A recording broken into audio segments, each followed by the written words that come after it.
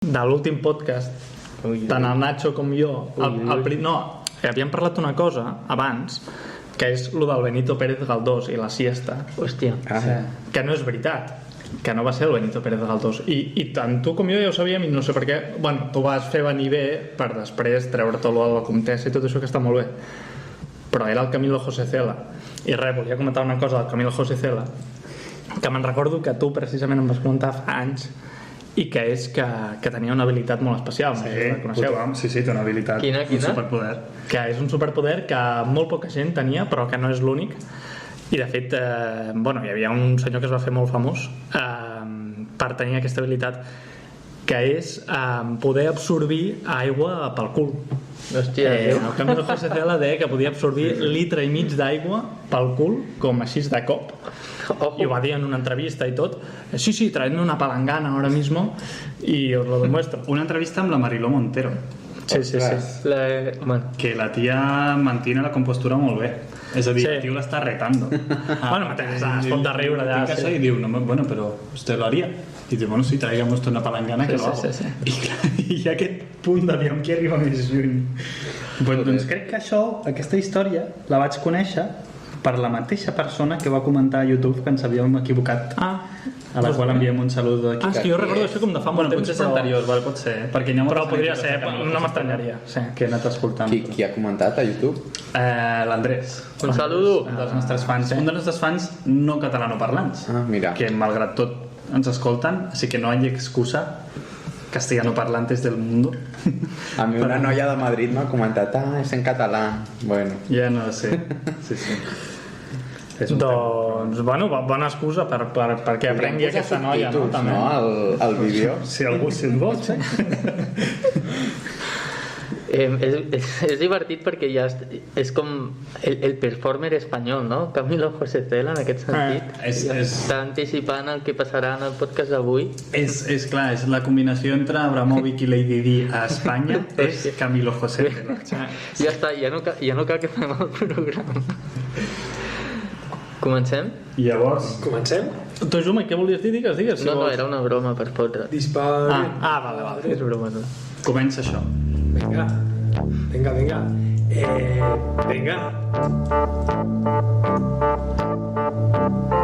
Manos arriba todo el mundo. Comença. Comtessa! La Comtessa!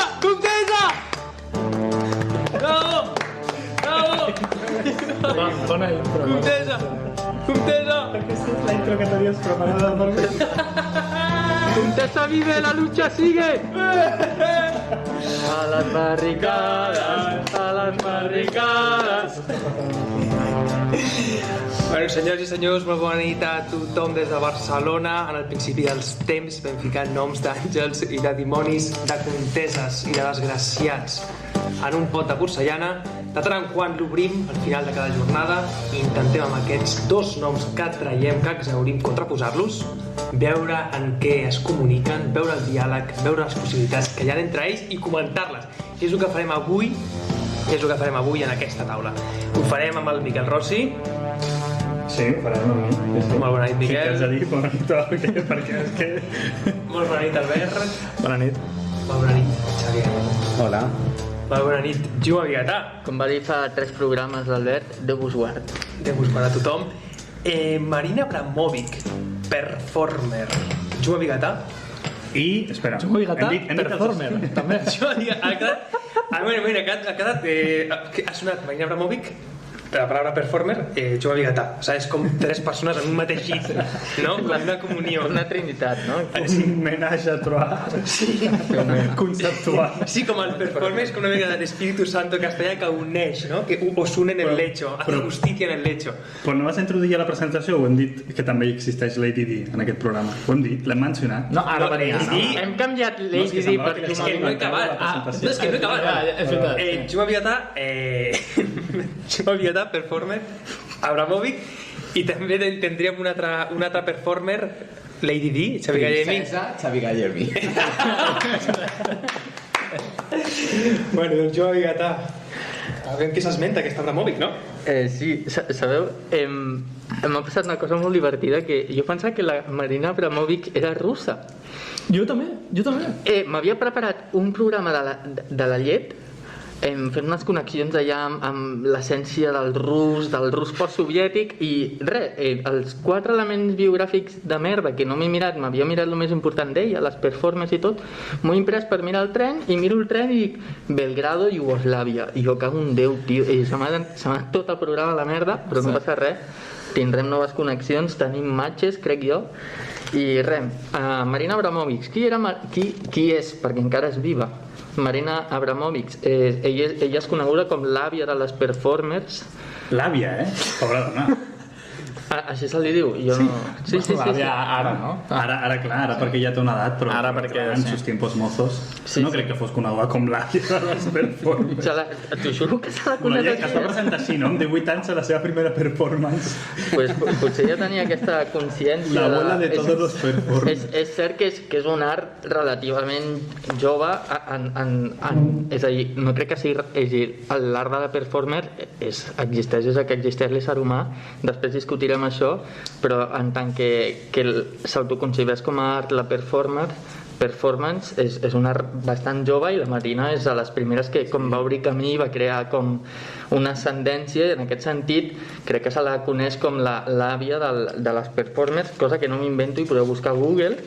I això és que realment tot el que puc dir d'ella ja són coses així per introduir molt biogràfiques, que tampoc són tan interessants, com que es va graduar per Belles Arts a Belgrad, després se'n va anar a Zagreb a fer un postdoc o postgrau, com s'ha dit, i ella és molt coneguda perquè en les seves performances hi posava el cos, hi posava el dolor, es feia mal, i aquí volia exposar a partir d'això tota una reflexió al voltant de què és el cos, què és la ment, on s'uneixen, on se separen, on està el límit de les interrelacions humanes, on està el límit de la bondat, tot això exposant el cos i buscant com exposar l'horror d'alguna forma, i que tant l'espectador com aquells que s'impliquen en la performance ho puguin viure.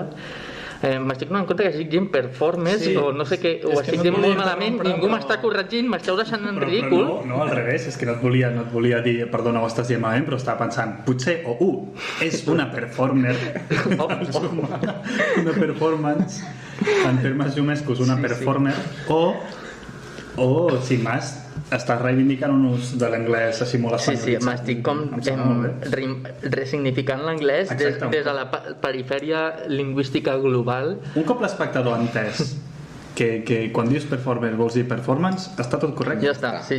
No hi ha cap problema. I res, així de la biografia, a mi la dada que més interessant m'ha semblat de la seva biografia i que m'agradaria estirar del fil, però no estiraré perquè no ha donat per més, és que el seu avi era un patriarca, no m'ho invento, podeu buscar-ho al Google, que no pesi sobre mi la sospita que m'ho estic inventant tot. El seu avi era patriarca de l'església sèrbia a Belgrad. Que seria el tatarabuelo de les performers. Seria qui? El tatarabuelo dels performers. Mai millor dit. Però és que... Molt bé, Xavi, aquest mix mental que hem fet. I no només això, sinó també podria ser el sant, perquè és una persona que està santificada. Va morir envenenat, diuen, i al cap de pocs anys l'Església Ortodoxa Sèrbia el va santificar i amb tots els honors està enterrat a la catedral de Belgrad.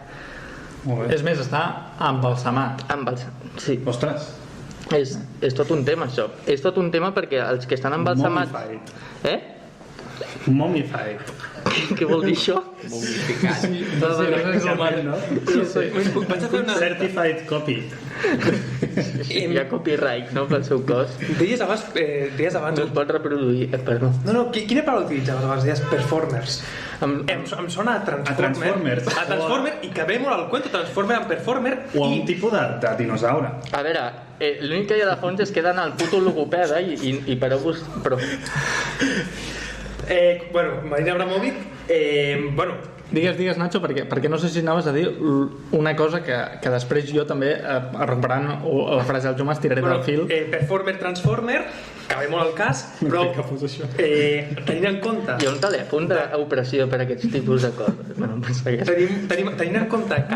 Punt lila del podcast. A l'avi de la Marina Abramovic està embalsamat, o sigui, poc Transformer hi ha allà, perquè segueix el cos allà embalsamat. No hi ha transformació. No hi ha transformació, per tant, és un la neta es performa per redimir en certa forma, no? el procés normal necrològic d'un puto cos que mor, sigui sant o no. Però si hi ha realment segunda venida i resurrecció de los cuerpos, una feina que els ha estalviat.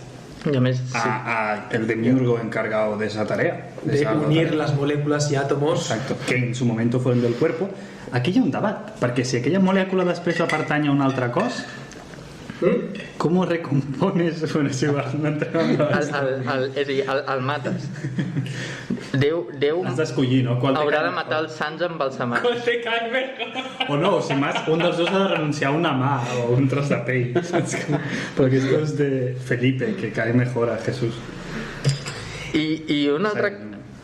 I ja deixant l'Església Ortodoxa, que jo, si voleu un dia fem un podcast només d'Església Ortodoxa, perquè m'encanta. Pràcticament fidel, no? Tu durant el confinament, que vivíem junts, estaves allà... Fins avui dia encara, sí. El Jomas posava de fons, que seia netejant plats, un sermó del patriarca de Moscou. El patriarca Ciril, que no sé si avui o un altre dia, però hi ha una profecia del patriarca Ciril molt interessant que va fer Nostradamus pel segle XXI, i ja potser en algun moment... El que està molt bé de l'Església Ortodoxa també són els cants georgians. Increïble. Sí. Hi ha moltes vertents, molts matisos. A mi personalment el que més m'agrada és el cant bizantí, que és el que parteix... Estamos entrando en subgéneros ja. Sí.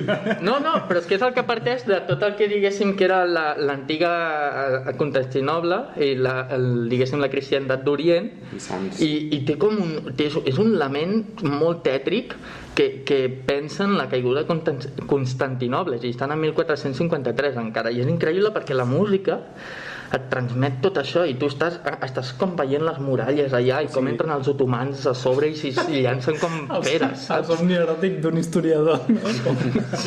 És cant bizantí, però és posterior a la caiguda de Constantinoble. Això és bastant estrany. És la forma de mantenir el llinatge, no? Es mantenien en el cant, sí, no? Es feien el secret i se'l passaven. No, però no, perquè diguéssim que els hereus d'aquesta església és tot el que està a Grècia, com que els van anar empenyent i és on s'hi van quedar fins. De fet, Grècia també va ser envaïda per l'Imperi Otomà fins al 1900, quan acaba la Primera Guerra Mundial. Sí, bueno, això no és el tema d'avui. L'últim que volia dir de Marina Abramovic, que sí, en termes biogràfics, que és molt interessant, el fill sempre mata el pare i el net mata el pare i l'avi.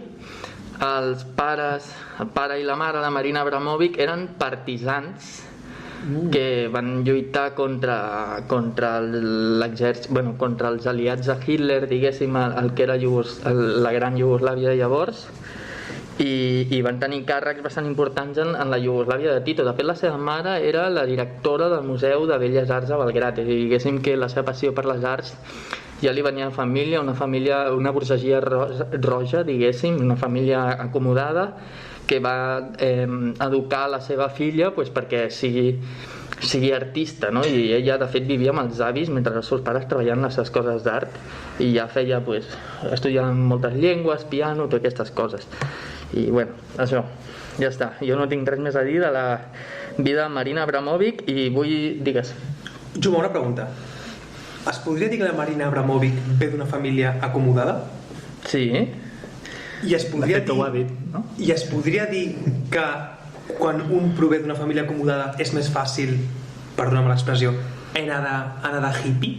Anar de bohemio artistilla? Jo crec que de fons el que estàs dient és que hi ha una cosa que és evident, que l'art i pensar, per pensar has de tenir temps lliure, sempre ha sigut així. Llavors cadascú crea el temps com pot, i fins i tot aquells que són autodidactes entenen que han de dormir menys per saber més. Els autodidactes anarquistes a principis del segle XX aquí al nostre país pues era això, treballaven com burros però dormien menys i estudiaven a les nits, però per estudiar has de tenir temps. Qui té més temps? Pues una família acomodada, les coses com són, sempre serà així. Tal qual.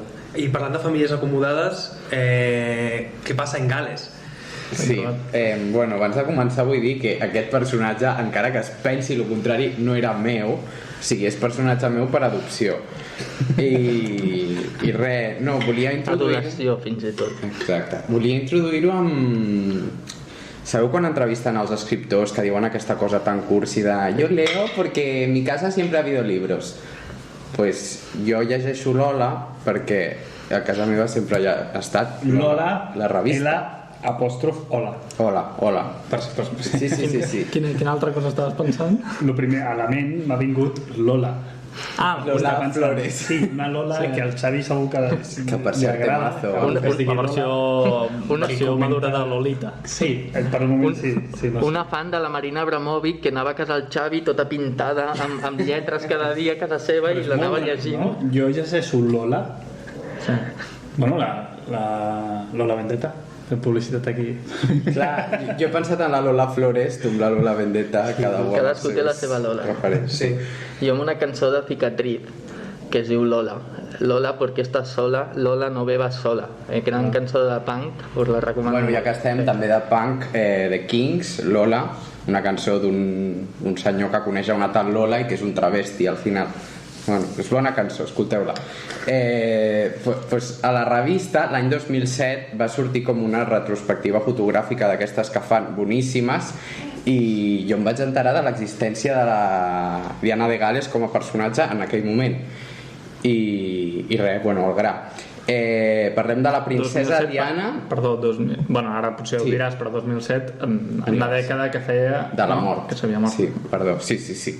Doncs princesa Diana, o més important, Lady Di, que és el títol com a icono pop rockstar. Exacte.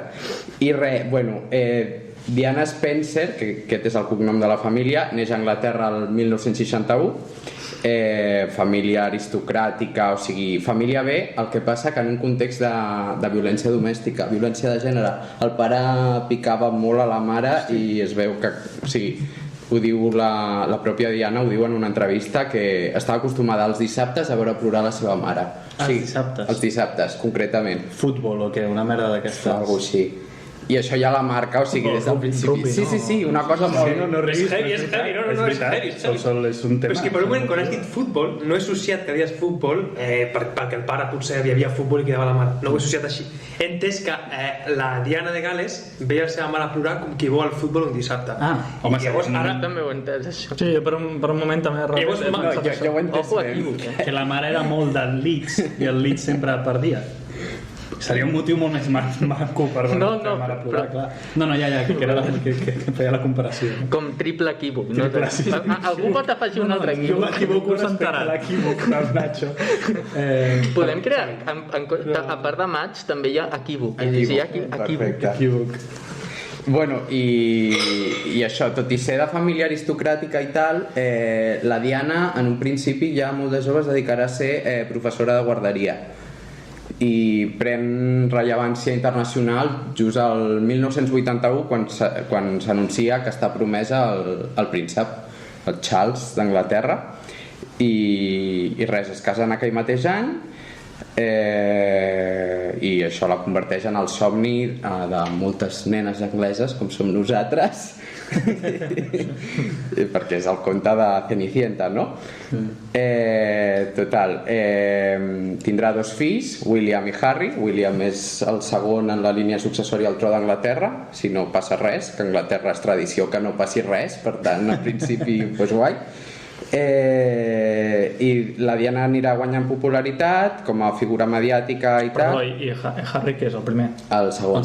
O sigui, és que has dit William és el... No, o sigui, el segon fill. Has començat pel segon? No, ha dit que és el segon de la successió. Charles és el primer en la successió, sí. Quan es mori la reina d'Anglaterra... Vale. Va Charles, que és el que en el seu moment era el marit amb qui es casa Diana. Sí. I el primer fill que tenen és el segon. Sí. Sí, tot això està bé que siguem... Que no donem molt per sentat perquè, clar perquè jo... amb la línia. A mi això sempre em costa molt, quan mori la enterar-me. quan mori la reina, el paio aquell tan lleig que era el marit de la Lady serà el rei No d'Anglaterra. avancem temes És molt lleig, és molt lleig. Perdó. Home, les ulleres, les orelles així. Jo crec que és una de les parts que converteix aquesta història en un mite, que s'assembla massa als clàssics mites de la Bella i la Bèstia, Sí. a tot el que tingui a veure amb una persona molt lletja amb una posició privilegiada i una altra que trae luz en tots els sentits. I és part de la gràcia del personatge de Lady Di, no? Imagino que és part de... Vull dir que el tema és que la família real ja era molt glamurosa, el problema és que eren tots molt lletjos, i de sobte apareix algú en la família real que és superguapa i superencantadora, i clar, se te va a la cabeza a tot el món. Però com a tots els contes, darrere de la figura encantadora hi ha una de... que ara parlarem. Però bueno, 10 anys de matrimoni fins que l'any 91 s'anuncia la separació. I no es divorcien, de fet, fins a l'any 96, crec. Drama, tal, però Lady Di, com a figura ja fora de lo que és la família reial, seguirà mantenint fans, també moltes crítiques, però bueno, va creixent en el món internacional. A l'estiu del 97 surten unes fotografies d'ella que s'acaba de treure un nòvio que es diu... Espera, és Dodi Al-Fayed. Dodi Al-Fayed. Egipci i anglès, crec que té la doble nacionalitat, una família d'aquestes riques que viuen a Londres. No és pakistaní? No, aquell és un altre. Egipci? Ostres, quin liu. És que hi ha un pakistaní, perquè jo m'he estat mirant també aquesta tarda, i n'hi ha diversos, i hi ha un pakistaní. Jo me l'he saltat al pakistaní. És un lío una mica...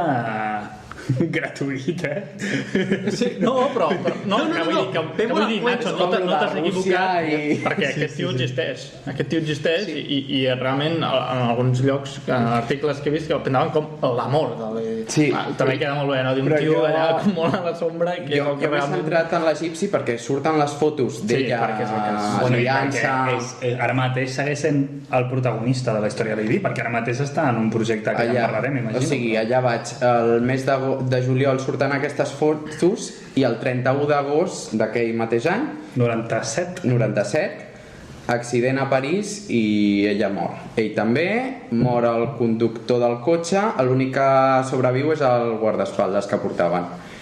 I fins aquí. Però espera, ell no mor. Que és l'únic que portava cinturó. Moren tots menys el guardaespaldes, que és l'únic que porta cinturó. Però potser estic molt fora, però l'home egipci mor. A Miquel volia trucar en directe. Potser et refereixes al pare. És el pare el que segueix. El que està movent tota la història. Jo barrejava personatges. El que segueix viu, que ara mateix està removiendo la mierda. Que és el que paga els documentals, és el pare. Sí. Puto amo. Sí. True icon del drama. Està donant material constantment. Sí. Això és l'esquelet de la història i jo l'he titulat com Lady Di, una tragèdia en 4 drames, perquè l'he separat temàticament. Extraordinari. I res, anem relacionant i ja sortiran els temes. Ara que dèieu això de l'egipci, i que hem dit com noms molt així, el Fayed egipci, el pakistaní, com es diu aquest senyor? Ni idea. És que no m'ho he apuntat, crec que no m'ho he apuntat. A mi sempre que penso amb el querido de Lady Di m'agafa un lapsus i em surt el Yasser Arafat, que també estava molt en boga aquells anys. Jo al meu cap, l'Arafat, Yasser Arafat. Qui és? Es pots refrescar la memòria? El Yasser Arafat era diguéssim com l'icona màxim de l'alliberament pel poble palestí, que segrestava avions i tot als anys 80, 90, abans, crec. I que llavors era un personatge molt icònic, que era de l'època Lady Di, i els dos sortien al diari. Ho hagués patat bastant, aquest crossover. Que sempre portava el turbant de quadres. Això en el segle XXI estic segur que s'haguessin... Si hagués existit aquest crossover, ara mateix Palestina seria un estat lliure amb Lady Di, reina Malika. Seria una fantasia. Per matches. Jo és que m'he dedicat molt a la meva. Time for the match. Aviam, hi ha un que és el més evident, que crec que potser algun cop inclús hem comentat fora del podcast, o que crec que serà una línia en la que tirarem. Quin és aquest, tan evident? Anticipo. No sé, és una opinió, és veritat que no és evident, és una opinió. Què és? Com? Comparteixen professió, bàsicament. Exactament, comparteixen professió. Les dos són performers. Però això es pot dir de forma molt irònica i molt jajas, però penso realment, quan estaves introduint a Lady Di, pensava, és que realment anticipa, és a dir, quan has dit va deixar de formar part de la família reial però seguia tenint fans i dius, fans de què? És a dir, no era cantant, no era tal, i això no ho dic de forma crítica, ho dic amb molta admiració, eren fans de la seva existència, que és el que han explotat les grans performers del nostre temps, que són les Kardashian i en successió totes les influencers, però que és gent que explota la mera existència, l'acte de fer el que sigui com a contingut artístic o una TikToker, no? Ara mateix ja, sí, Instagram està caient, diuen, això ho anticipem des d'aquest podcast. Instagram està caient, novetat. Que deia, los instagramers aún no son conscientes, però Instagram ja ha muerto. Nosaltres ja estàvem parlant. No he clicat en el titular per si era clickbait, però aquest titular... On hem d'anar? Per no donar-los aquest plaer, aquesta satisfacció. Però sí m'he quedat amb la mentida, és a dir, amb la mentida ha calat igual. Instagram ha mort. Però això, bueno, que sí, comparteix en professió en molts sentits, i jo ho trauria del terreny irònic, això, i es pot ser un film molt interessant. Bueno, veu de totes les teories de Warhol, de tu no necessites ser un artesà en la música, en la literatura o en el que sigui per ser famós. Exacte. I un altre, que podem continuar amb això si voleu, però un altre encara més evident és que van coincidir en el temps. També. Bueno, o sigui, coexistien, sí. Coperformaven. L'Albert sempre té el maig com més empíric, més que d'evident no veiem, però que és molt important sempre posar-lo sobre la taula. Haig de dir que vaig buscar, perquè em vaig dir, no em sorprendria. El primer que vaig buscar, quan van sortir aquests personatges, i vaig dir, aviam si em preparo algun maig, va ser Marina, tal qual posa Google, Marina Abramovic, Lady Di. Sí, jo també ho he fet. Mentre escrivia Lady em va sortir Lady Gaga. Sí. I llavors, tot i així vaig buscar Lady Di. Y tot i així Google em decía no. quisiste escribir Marina Abramovic, Lady Gaga. Don't misunderstand me at this point, man. I què fa Google? Dient-me que a l'escriure Lady Di m'he equivocat, o sigui... Què sap Google? Com pot haver caigut Lady Di i tant el seu prestigi amb Lady Di? Bueno, però és perquè realment sí que va haver-hi una performance conjunta, que potser ho podrem parlar, de Lady Gaga amb Marina Abramovic. Però jo sí que vaig buscar perquè no m'hagués sorprès. Lady Di era la mítica que se metia en estos fregados. Sí. Està molt rodejada de l'art del moment. Bueno, de fet, hi ha una altra cosa que potser també heu trobat, que és que de ficar-se en aquests fregats i tot això, que va fer un... no sé com, va acabar a la Casa Blanca ballant amb John Travolta. Sí. I llavors ja, a partir d'allà, el vestit que es portava se li va dir vestit John Travolta. És veritat, el vestit que portava Lady Di. I que aquell vestit després van vendre per no sé quants milers de pounds i... Sí. I ja no sé si era l'Abramovic o l'altre, ja m'he liat. Diana. Parlem de Diana. Sí. Però és perversament masclista, perdó, i mini parèntesis, que el vestit, és a dir, el vestit que portava aquell dia Diana, se li digui John Travolta perquè és el vestit que s'havia posat per ballar amb John Travolta. Vale, però Miquel... Hi ha algú d'aquest, tu te vistes para el otro, no? Ja està, sin más. Tens raó el que dius, que té una connotació machista, estic d'acord, però també entenent que aquell ball o que John Travolta s'entén pel ball. I llavors, com a contrapunt del que dius tu, del machisme / feminisme, per entrar en aquests termes dintre dels personatges. Lady Di i Marina Abramovic, i això és un match, aplaudiu-me, sisplau. Suau. Ja, t'aplaudim abans. Sí, sisplau, aplaudim allà. Sí, ja, sí. Una cosa com que sap que no parem molt fort, no? Vale. Les dues noies influencien els seus respectius marits / parelles. I això és algo bastant transcendent a la història de la humanitat. Perquè de sobte tenim una noia com Lady Di que influencia a Carles, futur rei d'Anglaterra. Influència tota la família real. De fet, si Carles d'Inglaterra té després el paper, la repercussió i surt a les primeres planes dels diaris, és gràcies a la llum que li cedeix, que li arriba de Lady Di. Però vols dir que l'influencia? La llum que li arriba, la premsa que li arriba, el benefici que té el mascle que ve de la femella és evident en el cas de Carles. Té un benefici Carles a partir de Lady Di. Sí, és un personatge que ell en si sol no es val, sempre és en funció de...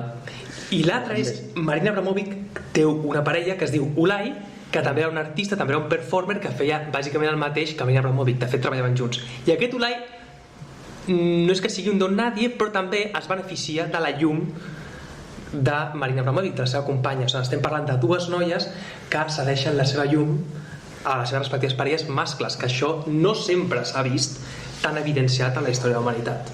Això és un match trobat allà, no? Dones influencen en homes. I un altre match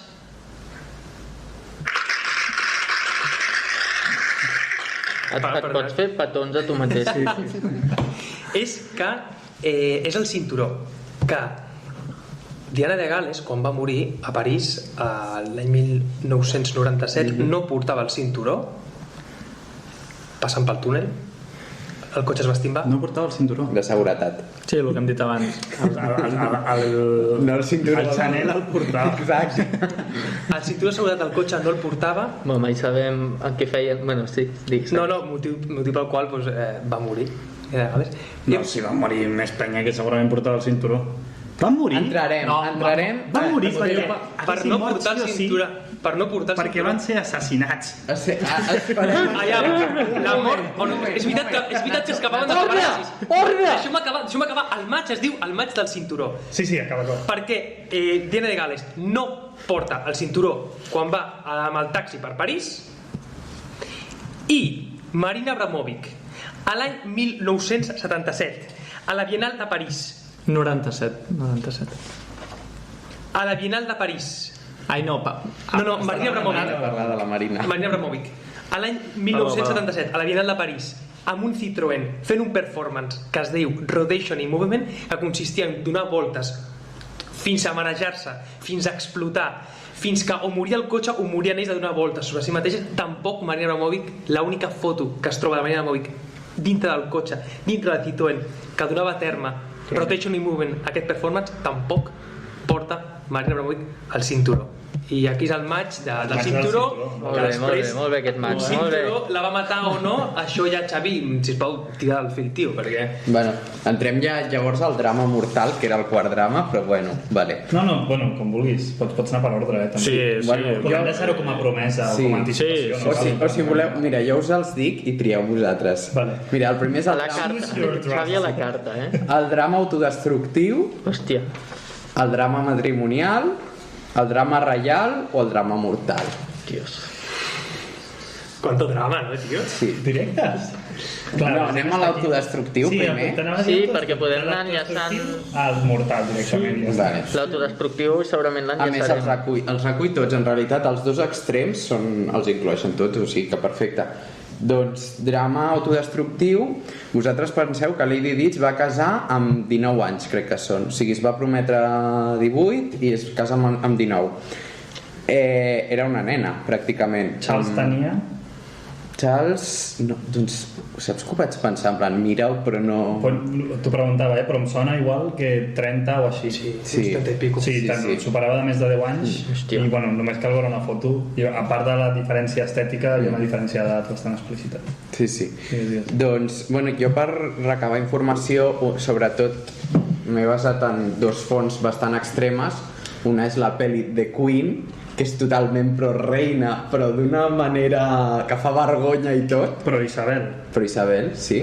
Que això és una cosa també molt misògina, que és misògina, d'enfrontar els dos personatges. O sigui, sí, les mujeres sempre... O sea, és un drama entre elles, no? Lady Di i la reina, perdona, el que... Bueno, jo ho avanço una mica, però aquí el que fot la pota de manera espectacular és el marit, exacte. Bueno, fots la pota, vull dir, equivocar-se no és que s'equivoqui, és un capullo. Sí, no, totalment. Integral. Ara anem a això.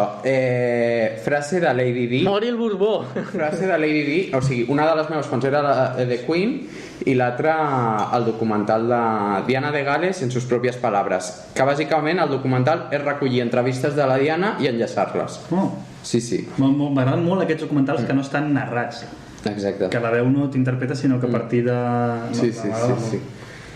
Frase d'ella. Empecé a sufrir de bulimia a la semana de prometernos. Hòstia. Comença tal qual. Jo pensava que venia d'abans, això que heavy. Pues sí. Bueno, i junt a aquests episodis de bulímia que s'allarguen fins l'any 87, crec que és, o sigui, des del 81 fins al 87, cada cop a pitjor, es va tirar per les escales estant embarassada, aposta. Hosti. Vull dir, o sigui, era una persona que ho passava fatal, Però bueno, suposo que influeix el fet de anar-te a casar i saber que el teu marit ja t'està sent infidel, perquè ja se sabia des d'abans, i ho sabia ella també. I llavors aquí està el meu tema. Què penseu vosaltres d'una persona que es casa amb algú sabent ja d'entrada tot això? O sigui, ara hem de jutjar-la ella per casar-se. Sí. No, volia... És el primer judici que jo vaig fer, i ho sento, és aquest. Sí, hi ha una decisió allà. Sí. Bueno, hi ha gent que... Vull dir, que es fica molt en aquests mons de la reialesa i de la fama i tot això perquè vol fama i li és igual el preu, saps? Llavors, bueno, Lady Di pues, potser tenia una mica d'això també i per això també era tan adulada i... Jo més que és fama, molt probable. I no és per defensar-la gratuïtament, però crec, i seguint amb la connexió amb el maig amb Marina Abramovic, ella el que vol és una escena per la performance. Sí, el que vol al final, de manera inconscient, fama, qui diu fama diu atenció. Realitzar-se en la seva professió. No, però dins aquest... Jo, la meva font d'informació, així com la del Xavi també són aquests documents audiovisuals tan poc fiables. Bueno, no, el segon em sembla molt fiable, perquè si està un recull d'informació. El meu és encara menys fiable, que és la sèrie The Crown. No he vist l'última temporada. A la quarta. Jo esperava que, perquè em vas dir que no vas per la tercera al podcast passat, però és que no m'ha donat la vida, però volia que m'expliquessis, sí. Clar, de la quarta, probablement la protagonista principal, a part de Margaret Thatcher, que és el personatge que s'incorpora, tota la quarta temporada de The Crown són els 80, és a dir, el regnat de Margaret Thatcher, el seu conflicte amb la reina, i mentrestant també el regnat en termes pop de Lady Di i tot el seu drama. El dia era per resoldre aquest tema de per què es casa i respondre a la teva pregunta. La meva informació és de Crown, no surto d'aquí. M'és igual si és veritat o mentida el que plantegen allà. Et dic el que va fer Lady Di realment segons The Crown. Ella s'enamora de Charles. Charles, s'ha de dir, hem dit abans que era un copo integral, però és un tio molt sensible, bastant intel·ligent i bastant cult. Bueno, però una cosa no treu l'altra. Però dic per posar motius de per què una persona tan brillant en molts sentits com Lady Di es pot enamorar de semejante ser. Pues en el seu moment hi ha l'escena mítica, que això sí que és real, això sí que de les poques coses que sé de d'altres contrastados, que la primera cita és a l'òpera, bueno, esas coses, i la gent els veu junts i tal, no sé què. S'enamora tal no sé què, ell no està enamorat d'ella, però la presenta a la família perquè té la pressió de que ha de tenir una dona quan abans, perquè encara es pesa sobre ell l'escàndalo de... Com es diu? Camila, que és... Aquí un tercer. Seguirà sent l'escàndol i ara mateix és la princesa consorte, és a dir, és la que ara mateix és la... Bueno, princesa no, perquè... Clar, no la consideren princesa encara, no? Conserva el títol Lady Di com a homenatge després de la mort i tal. Todavía pesa el fantasma de... Sí, no total, hi pesarà. Però és la que serà reina consorte, no? Sí, arriba. Sí, arriba, exacte, si no moren abans de que mori Isabel. Aquesta dona, en aquell moment, és una mena d'ex de Charles, però segueix influint-lo a la seva vida. Era polèmic perquè crec que ella era divorciada o alguna cosa així, per això no volien que es casés. Crec que era casada, de fet. O casada, directament, exacte. Bueno, estan sonant les campanes. És Lady Di. Estem parlant de matrimoni. I bueno, res, acabo quan abans.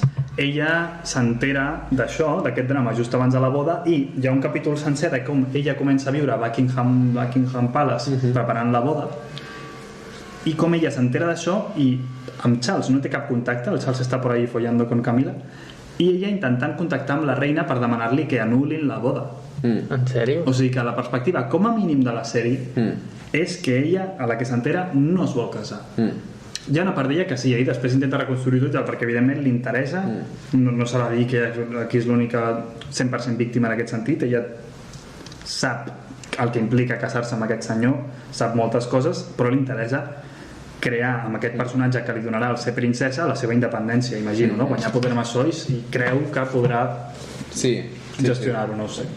Jo crec que juguen molts factors, o sigui, primer el fet de que estava enamorada ella realment de Charles, i després el fet de que jo crec que ens ha passat a tots, que et fiques en un merder, no saps com sortir-te i segueixes allà cagant-la més. Amb les noies de les fades de Cottingley del podcast passat. Exacte.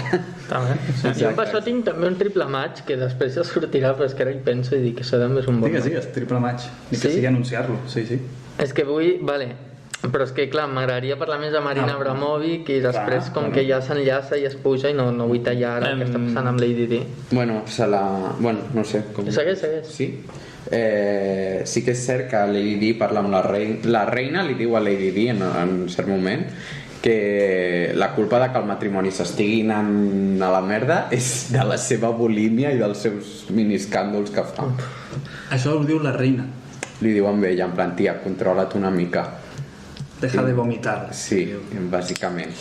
Que això també és algo que s'ha dit, en plan, quan van sortir a la llum totes aquestes entrevistes a Lady Di, diuen, clar, és que aquí tenim una versió d'ella que a part estava mig pirada i tal. Clar, això també és un altre tema, no? L'objectivitat d'una persona que sense voler ofendre, però que està malalta, no? Jo crec que també se l'ha de tenir en compte, només pel fet de ser una subjectivitat que està patint, encara que la meitat de les coses se les imaginés, que jo no ho sé, ja se li ha de donar un vot de confiança. Evidentment. I el seu primer testimoni és el fet d'estar malalta a conseqüència d'això. Que és a dir, només faltaria que li treus la veu el primer que li diu al psiquiatre quan va, tia, tu no et passa res, el que et passa és la situació en la que estàs. Clar. El dolor és allò que ens apropa més a la veritat, no? I ens destrueix també. Sí, però Lady Di era molt conscient del huerto on s'estava fotent. Després em sorprèn que ella s'escandalitzi, que ella es sorprengui de les coses que es troba quan va passar per un viatge. Ella sabia, és anglesa, ve d'una família aristòcrata, sabia on estava ficant, va tindre un braguetazo. D'alguna manera també volia estar ella sota el foco, perquè recordem que quan es divorcia aquesta piba no se'n va amb el tio guai del barri, se'n va amb un altre forrat, i quan ho deixa amb aquest forrat se'n va amb un altre forrat. Em falten Fs. Espera. Braguetazo. Espera. Que faci el que vulgui, però tampoc siguem ingenus. Hi ha certa astúcia, li dic que és el que més admiro. És el que més admiro, saber confondre amb aquesta ingenuïtat que tan desperta i tan encandila, saber amagar aquesta estranya astúcia de víctima dels mitjans de comunicació, una polla. Ella va utilitzar els mitjans de comunicació per redimir-se a ella també. No, sisplau. Sí, però no cal que no tractem aquí l'audiència com imbècils. Ningú, crec, o jo com a mínim potser no he investigat prou, l'ha tatxat víctima dels mitjans de comunicació, perquè els mitjans de comunicació, ella era la reina, com molt víctima de la família real britànica. No, però sempre et trobes això dels paparazzis que la seguien. Ella sí ho diu, i de fet en el funeral es veta els periodistes de premsa rosa i tal, i el discurs del funeral del germà bàsicament és, o sigui, per lloar la Diana, però també per atacar els mitjans de comunicació aquests, en plan, vosaltres l'heu matat. Jo no estic d'acord amb culpar la línia d'una part del que deia el Nacho d'haver-se ficat entre forretis o no sé què, però de la part dels mitjans de comunicació sí que hi ha un punt que és veritat que ja era bastant el món en el que es volia moure. Digues, Albert. Bueno, era una cosa que aviam si el Xavi podia confirmar o desmentir. Jo. O tu, si vols, però com el Xavi també tenia molta informació i potser en una d'aquestes parts del drama sortia la seva relació, a la seva aventura amb el Borbó. Amb el nostre Borbó? I una amb Joan Carles de Borbó. No, és certer, això? No. Mira, això és veritat. Albert, aviam. Amb quin Borbó? Jo no... Amb quin serà? Amb el putero, tio. Amb el gran Borbó? Amb en Joan Carles.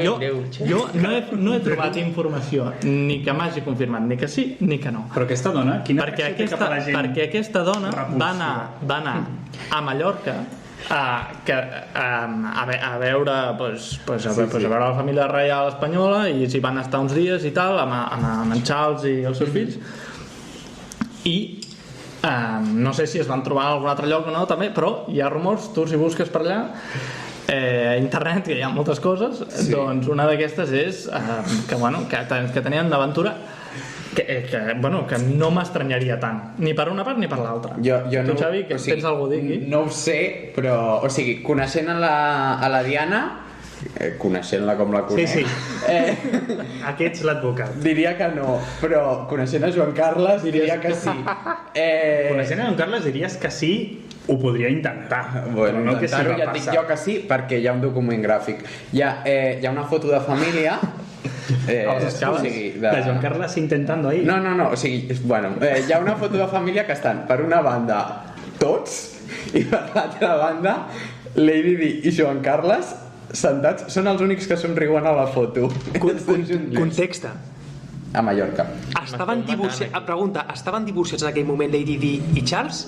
No, si estan junts en una foto no estan divorciats. Sí, però en aquell moment però en aquell moment Lady Di era conscient de que el seu marit Charles s'estava zumbant a la Camila. Des d'abans de casar-se és conscient. I Sofia era conscient de que Joan Carles estava zumbant Joan Carles, el seu marit també s'estava zumbant.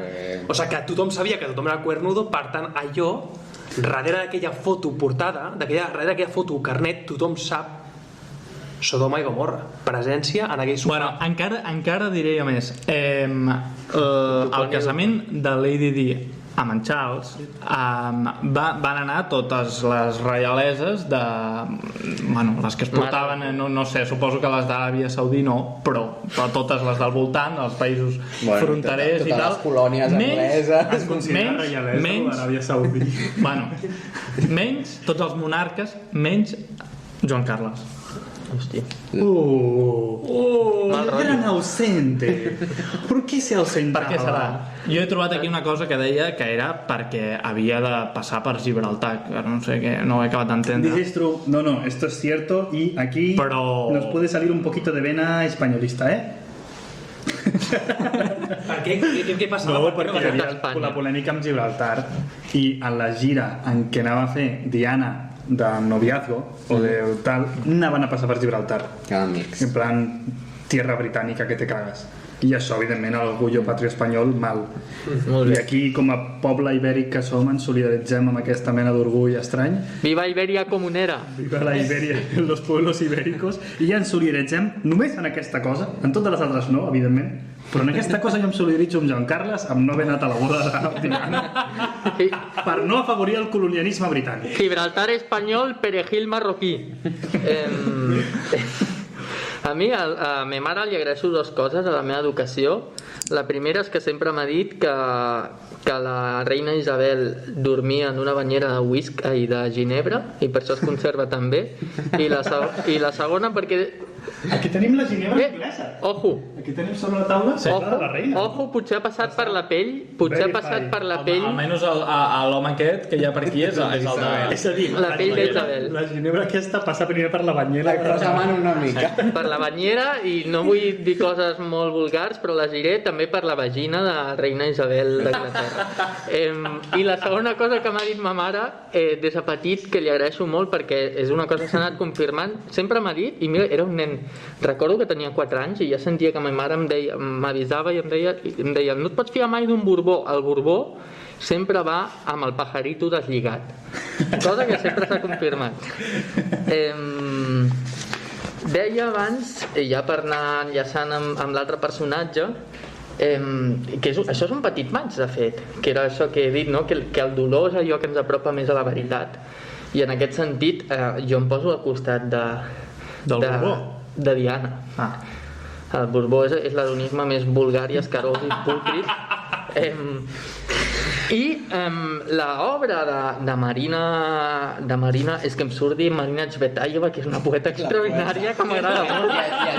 Llegiu-la. Digues Marina, ja està. Llegiu els poemes de la Pi de la muntanya, que de fet ara parlarem de la muntanya, i que també pot ser com una cosa enllaçada, però és igual. La Marina Abramovic és a dir, tota la seva obra va enfocada a pensar el dolor i a entendre que el dolor també és una porta d'entrada a allò més essencial, allò que disgrega cos i ànima i entra en un estadi on ni cos ni ànima existeixen, sinó que la veritat ve revelada constantment per aquesta sobreexposició del límit de la condició humana. Llavors les seves performances una mica que també són el símptoma de que al final del segle XX el Miquel crec que ha anat a pixar i deu estar escoltant coses molt rares i ha agafat un... això també és una cosa a debatre, fins a quin punt l'art de la performance és com el símptoma de que ja no tenim recursos, ja no tenim eines en l'art per pensar la nostra pròpia condició. És a dir, vivim en una societat que ja és tan pòstuma, en el sentit que tots aquells fenòmens que parteixen de nosaltres ja no ens expliquen en el moment en què vivim. El nostre món té tan poc sentit que cap mena d'art, cap mena de relat, cap mena de mite pot explicar-nos, que només ens queda posar el cos.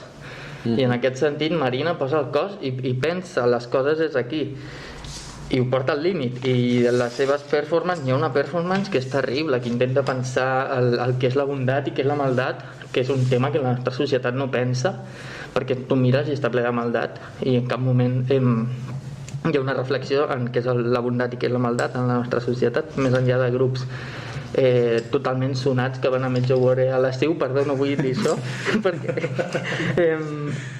espero que ningú que vagi a Medjugorje escolti, si no és evidentment una broma. Soy falangista. Prou. El que vull dir és que hi ha una performance que la tia és molt heavy, això, es tanca en una casa. Nacho, si vols es raspallen perquè m'ho has d'explicar tu, de fet, i em vas ensenyar tu el vídeo i tot això, que la noia es tanca en una casa amb no sé quants éssers humans, quants eren? No ho sé, uns quants. Això es diu, una performance que es diu Ritmo Zero, el 1974, es fot en una casa amb una taula amb 72 objectes perquè els éssers humans que estaven allà els puguin utilitzar aquests objectes contra ella o a favor d'ella de la forma que vulguin. Ella es deixa totalment passiva i deixa que els actes, que l'acció dels altres es reverteixi sobre el seu cos. En un primer moment el que ja es vergonya, la gent evidentment no vol fer res, però en la mesura que ella és més passiva i esdevé objecte, la gent desenvolupa tot el seu instint més acultural, més amoral contra ella, fins al punt que està a punt de morir. Se sent violada, no la violen, però explica unes coses de que algú l'apunta amb una pistola, que li tallen parts no li tallen parts del cos, però acaba amb sang, coses molt, molt horribles. Li claven espines de roses a l'estómac. I llavors passa una cosa que està passant al micro. Perdó, et volia demanar un boli. Un boli? Em pots tallar en qualsevol moment? No et volia tallar, era perquè com tens tots bolis a la mà anava fent sorollets i volia evitar... No passa res. És perquè no facis sorolls. Perdó. No passa res tampoc. La cosa és que tot això es reverteix, això és molt interessant i aquí podem reflexionar una mica. Quan ella deixa de ser passiva i s'aixeca i s'acosta a la gent que hi ha, que l'està a punt de matar, tothom s'avergonyeix i tothom fuig de la sala. Desperta la cultura. Aquest moment El Senyor de les Mosques. Sí. No? Total. Aquest moment final, heu vist El Senyor de les Mosques? No. Quan apareix l'adult. Quan els nens ja han arribat a l'extrem de lo inhumano, apareix un adult i a sota tots diuen what the fuck? És molt fort. Això em recorda quan estava a Iran, que vam veure no estava amb l'Albert, jo vaig viatjar amb l'Albert fa un any, vam veure un noi, un nen petit que li havia agafat la pistola, l'escopeta de caça o de no sé què cony era, el seu pare, i estava en un arbre disparant un ocell que a Iran és com un objecte preciós dins de la cultura i la simbologia. I quan li vam dir al nen què fas, va dir, estic intentant disparar un ocell. I ens va mirar, es va fotre vermell i just a pronunciar les paraules quasi li agafa la plorera i se'n va avergonyit del que estava fent. I és increïble com una performance et pot despertar unes reflexions terribles sobre la condició humana, què és la cultura, per què tenim aquest instint, i és molt dolorós. És heavy perquè quan estem parlant d'aquest performance, una taula, 72 objectes, una persona que es deixa fer el que li dona la gana, gent que va passant i va utilitzant aquests objectes a favor o en contra de la persona que queda allà, que en aquest cas és Maya Maimovic. La performance, la imatge, fiqueu-vos al cap, és preciosa, és increïble, té una força brutal, i ficar una pistola, tio. És que una pistola, si la fots a d'una taula, o si la fots un llibre, si la fots una pel·lícula, no pot ser putament disparada. I si la fots una puta pistola a una sala de museu on hi ha una noia que es deixa fer el que li dona la puta gana, doncs aquella pistola havia de ser disparada per acabar de resoldre el performance del que faria la naturalesa, d'on es portaria l'instint. Havia de ser disparada. La pregunta és, l'instint ens hagués portat, potser m'he precipitat dient el que dic abans i llavors ara ho resol com una pregunta, l'instint dispara la pistola, a l'instint es queda al límit de disparar. Jo imagino que és el que es vol L'instint preguntar. acaba amb la consciència irremediablement o acaba l'instint amb l'autodestrucció? Aquí és la pregunta i reflexió les preguntes, no? que deixa Marina Abramovic. És brutal, aquest performance és de lo millor que s'ha fet, crec que en la història.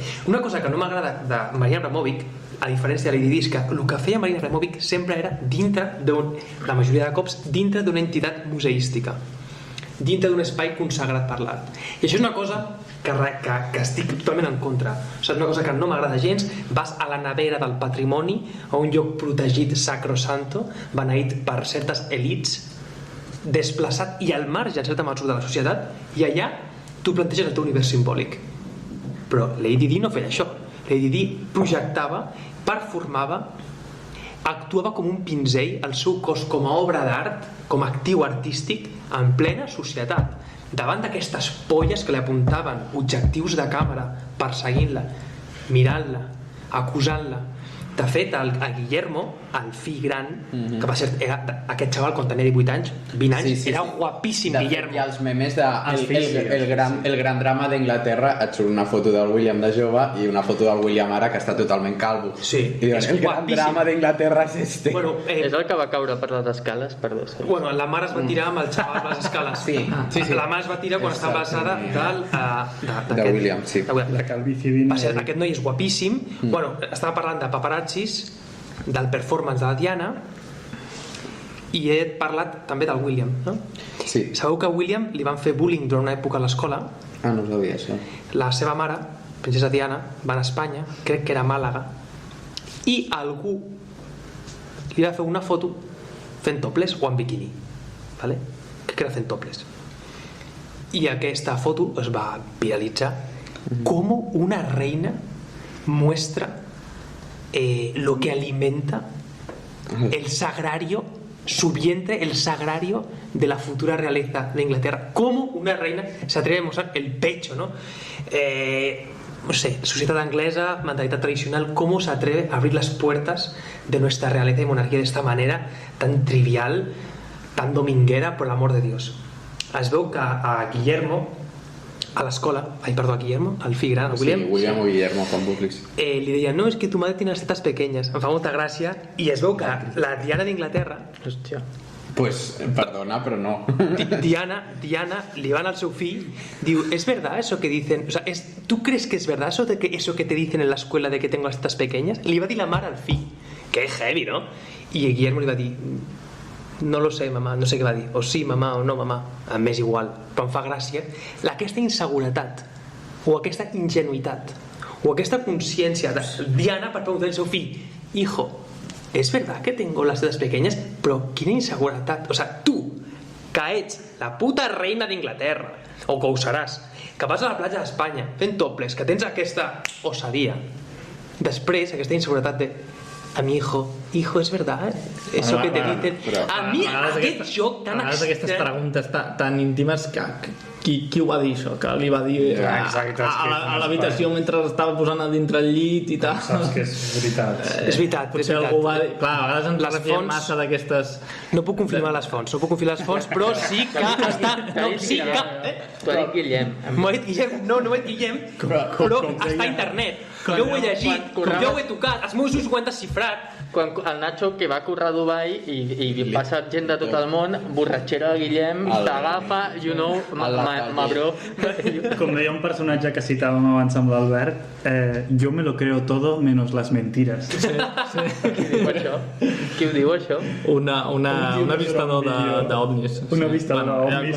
Aquest tema ja un altre dia, ja l'obrirem. Un tio que surt durant un segon a un vídeo i només diu això, però... Sí, és com el xiste del bocata d'Eugenio.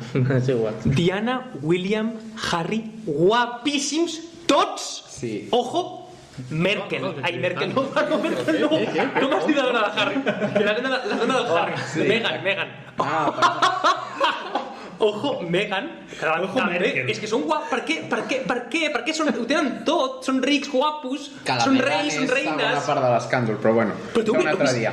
Però sí que és cert el que dius, l'ambivalència aquesta del personatge de ser una estrella i alhora aquesta inseguretat, però és perquè està totalment atravessada en vertical per la corona i en horitzontal per la merda de matrimoni que té. O sigui, és un personatge que està en una tensió constant i lliga amb això que deia del dolor al Juma, no? Clar, és que hem comentat poc, perdó. No, bueno, que va molt en paral·lel amb la performance aquesta de...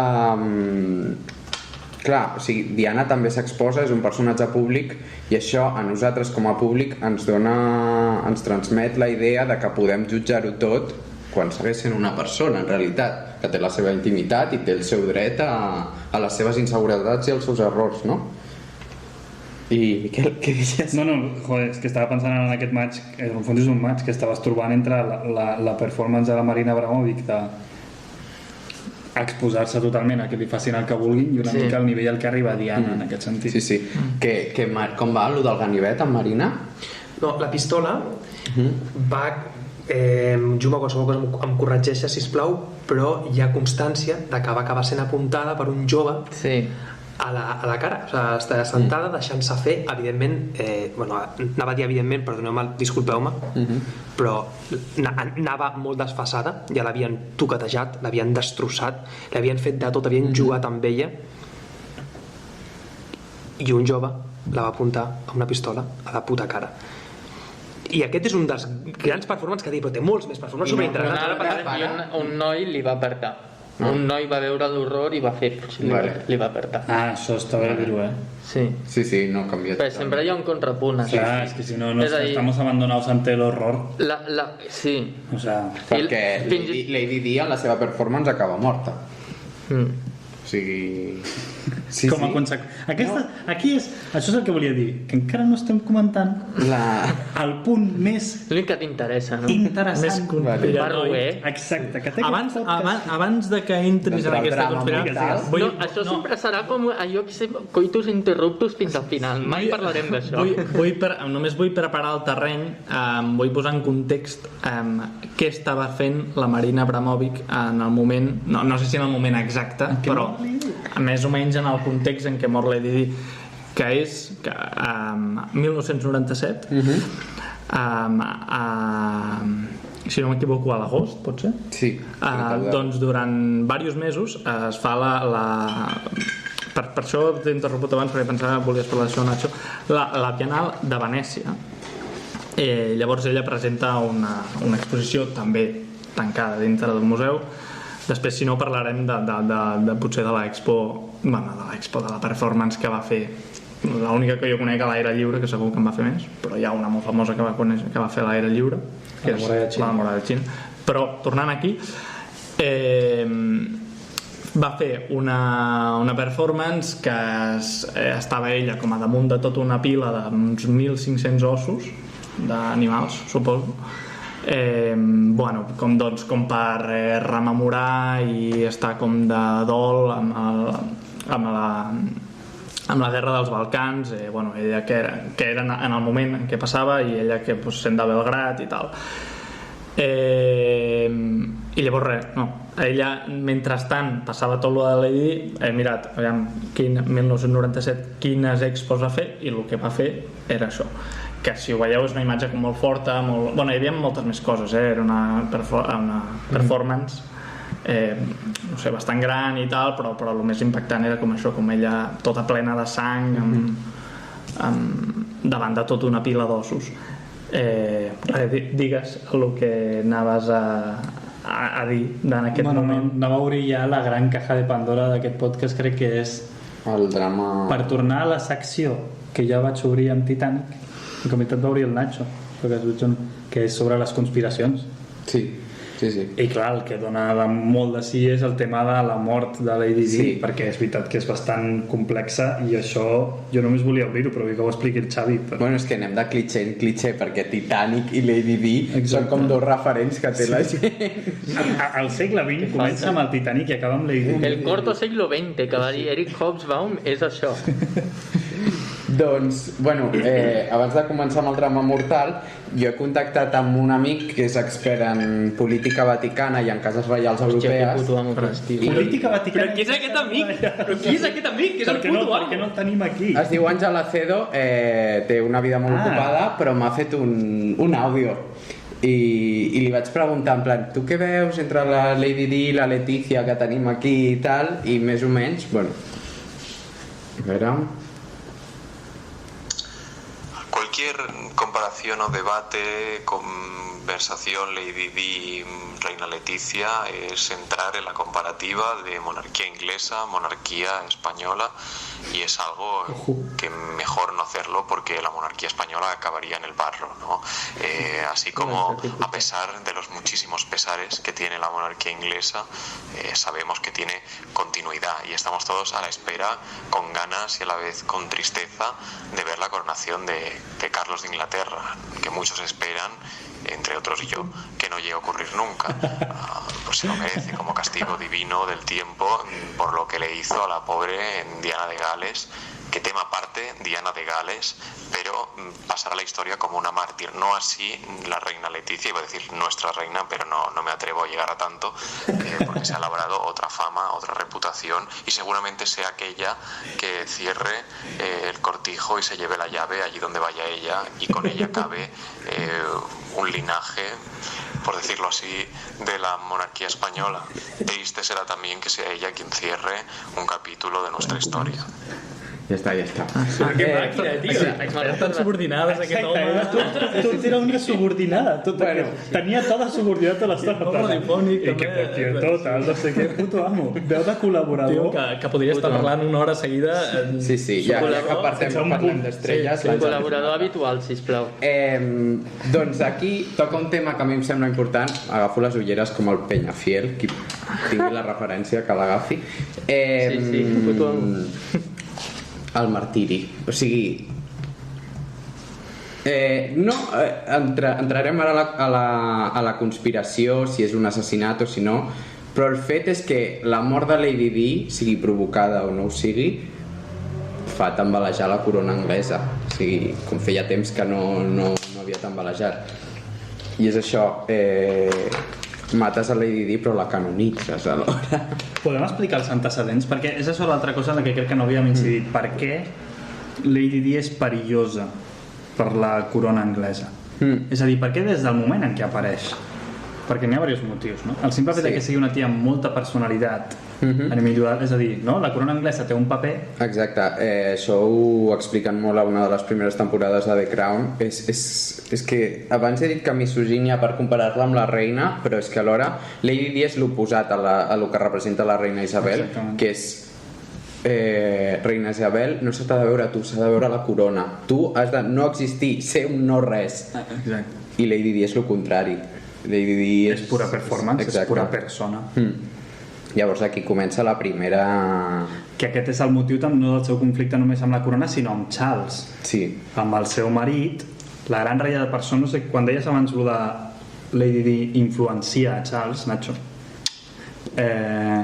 que et deia no sé què dir, perquè justament marca l'agenda de Charles, marca l'agenda reial. Exacte, sí, marca la lectura que té el poble britànic de la... És a dir, Charles s'ha de moure a partir del que fa Lady Di, però no l'influencia personalment, perquè justament ell el que vol és evitar-ho i de fet li posa molt nerviós. És molt difícil influenciar un puto peix bullit com és el Charles, o sigui, en aquest sentit estic d'acord, Sobretot amb el que Charles es podria aprofitar de la figura que és Lady Di. Però ell no, era un tio que també reclamava moltíssima atenció, que volia ser el centre d'atenció i li posava dels nervis el protagonisme que tenia Lady Di, dels nervis, i l'odiava en part per això, i mai la va arribar a estimar del tot, a part de per estar sempre enamorat de Camila, que això haig de dir que em sembla molt bé. No volia obrir abans el debat del tema de la infidelitat. A mi la infidelitat no em sembla un motiu dolent en cap sentit, em sembla dolent la infidelitat literalment, és a dir, no ser fidel a una promesa. Però el fet, perquè crec que és un pacte que inevitablement ha d'existir entre monarques, que tu per salvar el matrimoni institucional legítim com a monarques puguis permetre't que quien quiera folle con quien quiera, saps? Vull dir que sempre s'atribuye com Charles le hacía la vida imposible por follar con otra. No crec que aquest sigui el motiu. El motiu potser és que tenien un pacte de no fer-ho. no sé cómo digo. Sí. Dic per si de cas, que es que a mí esto no me parece legítimo adjudicar esto como causa o como problema, perquè no hauria de ser-ho. Però bueno, això, que Charles, que Lady Di, el problema que té es que es una persona. Sí. En lugar de una especie de recipiente vacío para lo que es la corona, com estava explicant el Xavi. El problema que té Lady Di és que té caràcter i que vol ser ella i que vol ser tal. I llavors és molt problemàtic. I encara és més problemàtic quan decideix divorciar-se y con esa separada de Charles, y cuando es una mena de cosa que estuvo en la realeza, ya no lo está, pero prácticamente tiene más fans que la realeza como institución i està fent qüestionar la pròpia tal. I per això simplement volia dir tot això per justificar per què hi ha teories de la conspiració, que jo puc dir aquí de forma irònica, però en el fons racionalment imagino que no comparteixo, però puc entendre que hi hagués gent que es plantegés: a la família real li interessa matar a Lady Di? Sí. És que hi ha com diversos factors que porten a la caiguda directa. Un és el fet de que Diana i la Camila coincideixen en una festa i Diana se la porta a part i l'encara directament, que això fa que a Charles se li importin els dimonis. Puta mama, tio. Això per una banda. Després per una altra, a veure, mentrestant els nostres oients teniu aquí baix, podeu enviar un SMS. Va matar la corona britànica Diana, comtessa Pardo Bazán punt sí o comtessa Pardo Bazán punt no. Compte bancari? No, és una xorrada, però quins collons també Charles en convidar quins collons Charles en convidar a Camila a una festa on sap que estarà la seva dona Diana. La situació real una cosa, t'estàs follant a dos persones diferents i les fots en la mateixa taula. Però tu ets gilipolles o què? La situació real era el compleanys de la germana de la Camila, anaven tots, Lady Di no estava convidada i va anar-hi. O sigui, es va autoconvidar per provocar l'encontre. Vale. Sí, clar. És veritat, poseu a Insta que opini la gent. Bueno, a Insta volíem dir una cosa, el que passa és que a Insta només tinc accés al meu mòbil i crec que està sense bateria, és possible? O podem entrar des del teu? Volíem fer, perquè clar, això no és en directe, però volíem fer servir el directe a través d'Instagram ara i fer una story, ho hem plantejat abans amb el Nacho, a veure què opineu, perquè un dels dos personatges que surtin avui el triï els nostres seguidors d'Instagram. Però una story, el primer que respongui amb el nom d'un personatge. Un o dos, jo soc més partidari de dos, però però es pot debatir aquí mig. Que la porti la gent, o sigui que no sigui dels nostres. Exacte, que un vingui per poder retribuir una mica als nostres súbdits. La fidelitat, sí. La seva fidelitat, el seu vassallatge, més aviat. Sí. Doncs... Sí, perquè si no fotrem una segona gleba, Sí. Bueno, segon factor que fa que tot caigui. El 1991 surt una biografia de Lady Di. Ella participa en tot, o sigui, concedeix les entrevistes. Acreditada. No se sap fins després de la mort, això. Però Buckingham sí que ho sabia. Perquè, clar, ha explicat tots els marrons, la bulímia, caure per les escales, tot ho explica. Clar, la resposta de Buckingham quan va sortir el llibre va dir: nosotros no hacemos crítica literaria. Va ser el que van contestar respecte a lo del llibre. Super isabelino, això de la reina Isabel. I ja... El Rajoy podria aprendre d'això, tio, perquè feia tan poca classe. Això va propiciar ja el divorci total. I l'últim, que té molt a veure amb el topless de Màlaga, o sigui, amb tot el racisme que pot haver-hi la corona anglesa, que fan unes fotos de la mare del futur rei d'Anglaterra liant-se amb un egipci a meitat de Sant-Tropez. Sí, que ho van compartir ells, dius? Sí, no, que quan van sortir aquestes fotos, en plan, tia, quin escàndol és aquest? Clar, vale, aquí hi ha un tema. A part del tema del divorci, aquest és el tema que volia tocar abans quan no sé qui ha dit, bueno, algo relacionat amb això. Aquí hi ha el tema de la islamofòbia. Sí. És a dir, això, quan Nacho ha dit, aquesta tia després d'anar-se'n se'n va amb un forretis i con otro forretis, se'n va amb un forretis que és musulmà. I això no és irse de rositas. Però se'n va amb una persona... Això no és a l'Anglaterra dels anys 90, això no és irse de rositas. Però és que ho fa a aposta. El que està fent és trencar la imatge de la monarquia. Clar, I per fer-ho és expandir l'imperi. Tu quan obres les portes, quan te'n vas a les perifèries és quan més pots destruir. Però ja no està la l'imperi romà va caure quan va voler expandir-se més del compte. I quan Lady Di se'n va a Angola a fer-se fotos, quan Lady Di se'n va amb la mare a Calcuta a fer no sé què fer, quan se'n va Lady Di a ajudar a saludar vagabundos i no sé quantos, quan abraça malalts del SIDA, quan el SIDA era una malaltia de maricons, en el fons et guanyes l'opinió popular. Oh, que bona que és Lady Di, sí, però també el que estàs fent és destruir la monarquia. Estàs destruint la càpsula, la caixa tancada de Buckingham. Però això a part de... Aquí vam dir que som monàrquics, però també som republicans. Sí, és el conflicte que tenim nosaltres. Hi ha una cosa... Els pragmàtics som republicans. Com a uns republicans, superbien. Si el que està fent és destruir la monarquia. Jo el que vull dir és que abans, que ho has dit en termes de mírala, en el fondo solo persigue ricos, ella s'enamora d'un tio que és musulmà sabent l'escàndol per pur interès de destruir la corona monàrquica. No és interès de Dos interès, que tingui pasta i destruir a Charles. Sí, bueno, yo te compro això, perquè por despecho aquí mucha gente ha hecho muchas cosas. Sí. Una cosa de Lady Di que em fa una mica de ràbia és que exemplifica el fet que tu pots ser reina, ser reina i ser molt bona persona. No sé si m'entens. Fa ràbia. És en plan, el dinero no da la felicidad. Bueno. Yo totalmente. Eres una reina. El dinero no da la felicidad, pero la compra. Sí, pero tampoco la quita, ¿no? O sea, es en plan, no hace falta mortificarse. Es en plan, parece, o sea, yo tengo aquesta imatge al cap, potser molt judeocristiana. Hay que mortificarse para hacer el bien, ¿no? Has de pasar por una especie de calvario para hacer el bien. Ella sent reina, i potser cadascú tenia els seus calvaris, ella també es tenia, però sent reina i en una posició de privilegi va fer el bé, o així la gent ho va jutjar i així va ser considerat. No gaire temps. Digues? Què deies, Juma? No, parla. No, res. Vale, pues sí, anava a dir una cosa. El Miquel ha obert un tema i que no para de sortir perquè clar, bueno, no hem arribat al tema que li interessa al Miquel, que és l'explosió, però... Pues anem, perquè jo me'n vaig cap a un altre carril, Baixem pel carril del túnel on no va travessar el cotxe i van morir tots, menys el que portava el cinturó, o anem pel carril que agafem i després tornem?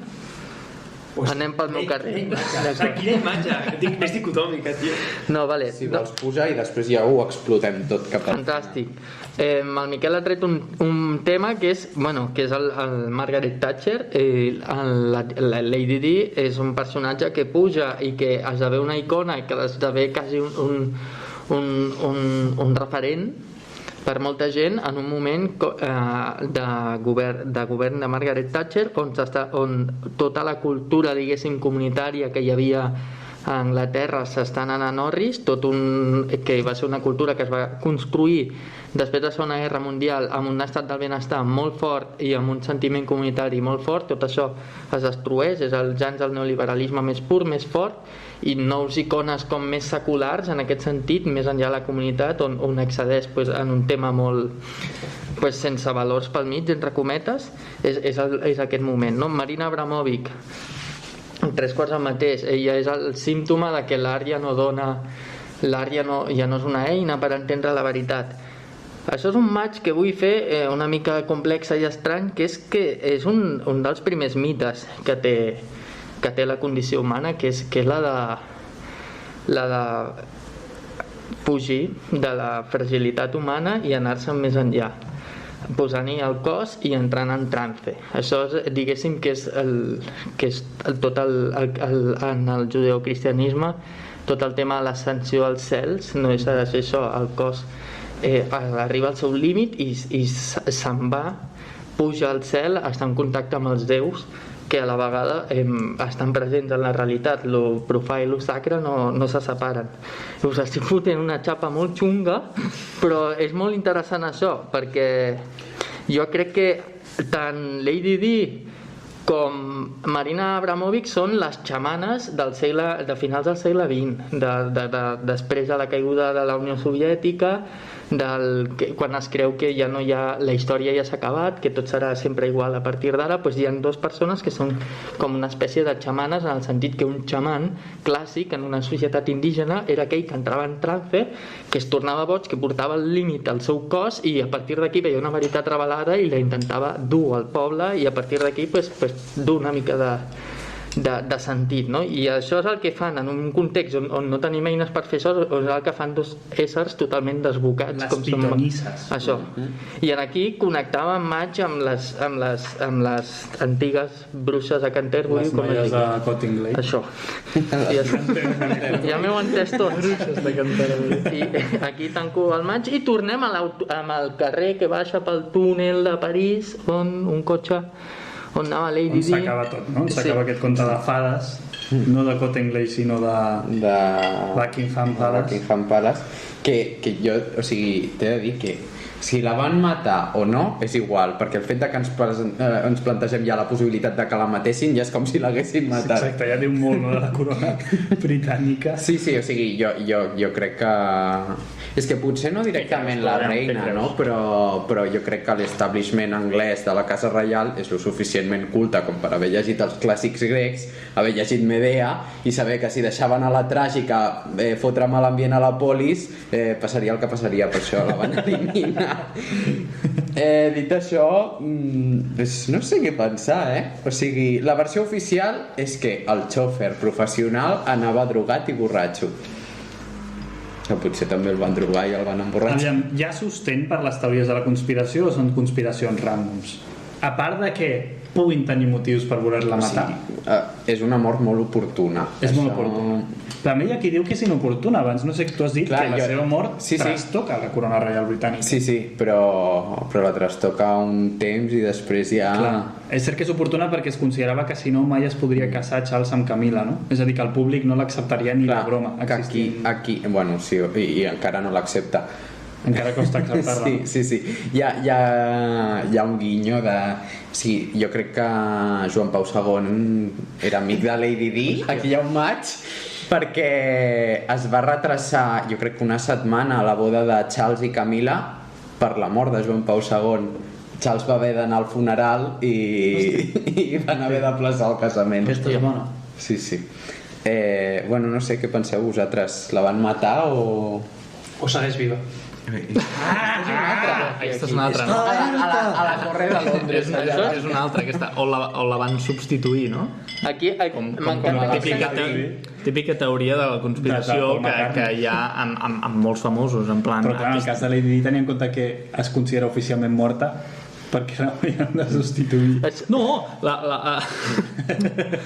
no sé, van substituir el cadàver, per exemple. O sigui, abans que ell entrés al cotxe, van posar una altra persona i van matar una altra. Els paparazzis van anar al tanatori? Jo no he vist cap foto del cadàver de Lady Di. Els van prohibir ja... O sigui, podria ser la història del reemplaçament que deies tot perquè van ser prohibits els fotògrafs paparazzis, no hi ha proves del que va passar en aquell terme. En els documentals narrats surt els paparazzis perseguint el cotxe, que és un dels elements que diuen que va propiciar l'accident. Està amb Elvis Presley. Pot ser. Que també amb l'autèntica Avril Lavigne, que la que hi ha ara és una... Avril Lavigne també la van matar. És que el de substituir ho deia pensant en Avril Lavigne. El 2007 de substituir... Què passa? Ens hem Avril Lavigne i que hi ha pistes a les seves cançons o alguna cosa així. Bueno, hi ha molts vídeos. I hi ha fotos, en plan, no és la mateixa persona. Un segon, què està passant amb Avril Lavigne? Que va ser substituïda l'any 2007, crec. Però està viva aquesta dona? Va ser assassinada hi ha la teoria de que es va callar. Sí, és a dir, si jo vaig a un concert d'Avril Lavigne, hi ha una altra noia allà a les dalt l'escenari, que no és Avril Lavigne l'original. Que es fa dir Avril Lavigne. Que potser és... Però que estigui morta Lady Di a mi també m'ajuda amb una teoria que tinc jo, Paral·lelament al Club dels 27 hi ha una cosa que es diu Club dels 36. Què és el Club dels... dels que van morir amb 27 anys. Hi ha gent que mor als 36 anys, que és com dic, bueno, si no aconsegueixo res... Imagino que hi ha gent que mor amb 36 anys, el preocupant seria que no. No, però que dic, ja m'enteneu, o sigui... Sí. Un grup de gent, no? Jo dic, Dic, si no aconsegueixo res en un any, que és quan compleixo 27, encara tinc fins als 36, que és la pròrroga, i a més hi ha gent que m'interessa més en el Club del 36. Ja t'estàs preparant, cabron? Pizarnik és el 36. Alejandro Pizarnik és del 36. Gambó és del 36, també. En sèrio? No és 37? És 37, però és 36. Si no em trenca la teoria. Però... la Maria... Ho he calculat, a més, però va per un mes. O sigui, és 36 en realitat. No, que era 37, sí. Canvi de calendari, segurament és 36. Calendari julià. Calendari etíop, no? Que és on va passar. Bueno, hi ha molta gent, la Mariana Enríquez té molt estudiada aquesta teoria. Mariana Quants anys té la Mariana Enríquez? Ja els passa, els 36. Bueno, això com a pro que estigui morta i no hagi estat substituïda. Després tenim un altre testimoni... O sigui, perquè Lady Di seria del Club dels 36. Sí, exacte. Un altre testimoni de que està morta realment. Isabel Pantoja diu que la nit que es va morir Lady Di se li va aparèixer. Ja està. Acabem el podcast ja. I li va dir al seu fill, enciende la televisió.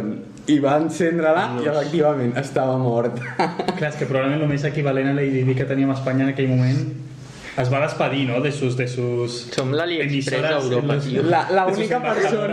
L'única persona de la que es va despedir Lady Di va ser Isabel Pantoja. Segurament. Vale. I bueno, res, no sé, quant temps portem? És que portem per això. Jo estava intentant fer l'experiment aquest d'Instagram, ho farem la setmana que ve. Vale. O sigui que perquè no té un cert èxit o no ho has fet? Perquè estava trigant i si ho feia ara i portem bàsicament 1 hora 25 minuts. És que tinc una secció, sí, però... Dale, endavant, Carril. Jo vull dir una cosa abans que res, que és que Marina Ibrahimovic i la seva parella, Ulay, es despullen cada 2x3. De fet, tenen performance que fan despullat. De fet, una performance que és preciosa. Estàs parlant en present? Ara mateix ja es tornen a estar junts? No, perquè... No. Es van retrobar. Es van retrobar per un document. Perquè l'Ulai està mort de fa poc. Va morir fa 3 mesos. Potser està substituït. Disculpeu, potser estava amb la Marina allà abraçada. Diuen que hi ha molt fake, que van fer el performance junts. L'Ulai ha estat substituït. Sí, expliquem per qui no ho sàpiga. L'Ulai i l'Abramovic van fer el performance. La performance més coneguda. Més coneguda. Després de 20 anys de treballar junts, aquesta parella artística, despedir-se en un creuament per dalt de la muralla xina. Això és increïble. Cadascú va començar en una punta i van anar caminant fins al mig. Correcte. I es van dir només adeu. Graciós. Però hi ha qui diu, amb proves, de que aquest adeu va ser artístic. I ens entenem. Segur. Va ser una màscara. Però tot ja sí, ja és molt. En lo real, quan Marina Abramovic comença a triomfar, quan Marina Abramovic comença a ser reconeguda del panorama artístic, i Ulay, que treballava amb ella, no li comencen a fer el cas que en teoria l'haurien d'haver fet per haver treballat de la mà amb aquesta senyoreta. Ulay demana, reclama pasta amb advocat amb un judici. Abramovic trencant la promesa de que no es veurien mai més. Hi ha molta pantomima, molta parafernària, molta religiositat a l'hora d'entendre Abramovic. El problema, crec, és aquesta romantització de les relacions i l'entendre que la màgia que hi ha entre Ulay i Abramovic és sentimental i és artística, i la màgia d'aquella despedida és que s'acaba la seva col·laboració artística i això ja és prou intens. A mi m'és igual si després van tornar a veure. El tema és que es ven... I de fet hi havia les dues coses i es ven com si les dues coses es trenquessin. Sí, exacte, com si anessin juntes. Però que després, que al final de la història... explico això. Sí, volia per explicar el context, perquè és cert que com ha anat apareixent el tema Abramovic-Ulay de forma molt esporàdica i no ho hem introduït, una de les coses més interessants que té la trajectòria d'Abramovic és aquest acompanyament amb Ulay, que és aquest altre artista, amb el qual fan de les performances més interessants que tenen són en parella, i és fonamental que siguin en parella, perquè la gràcia són coses de dos. Busqueu Abramovic i Ulay a YouTube i teniu diversos exemples com lo de l'arc, o lo de que respiren en la boca de l'altre fins que es desmaien i tal qual. Però ho deia que és important perquè que abans els hem introduït simplement com a parella sentimental.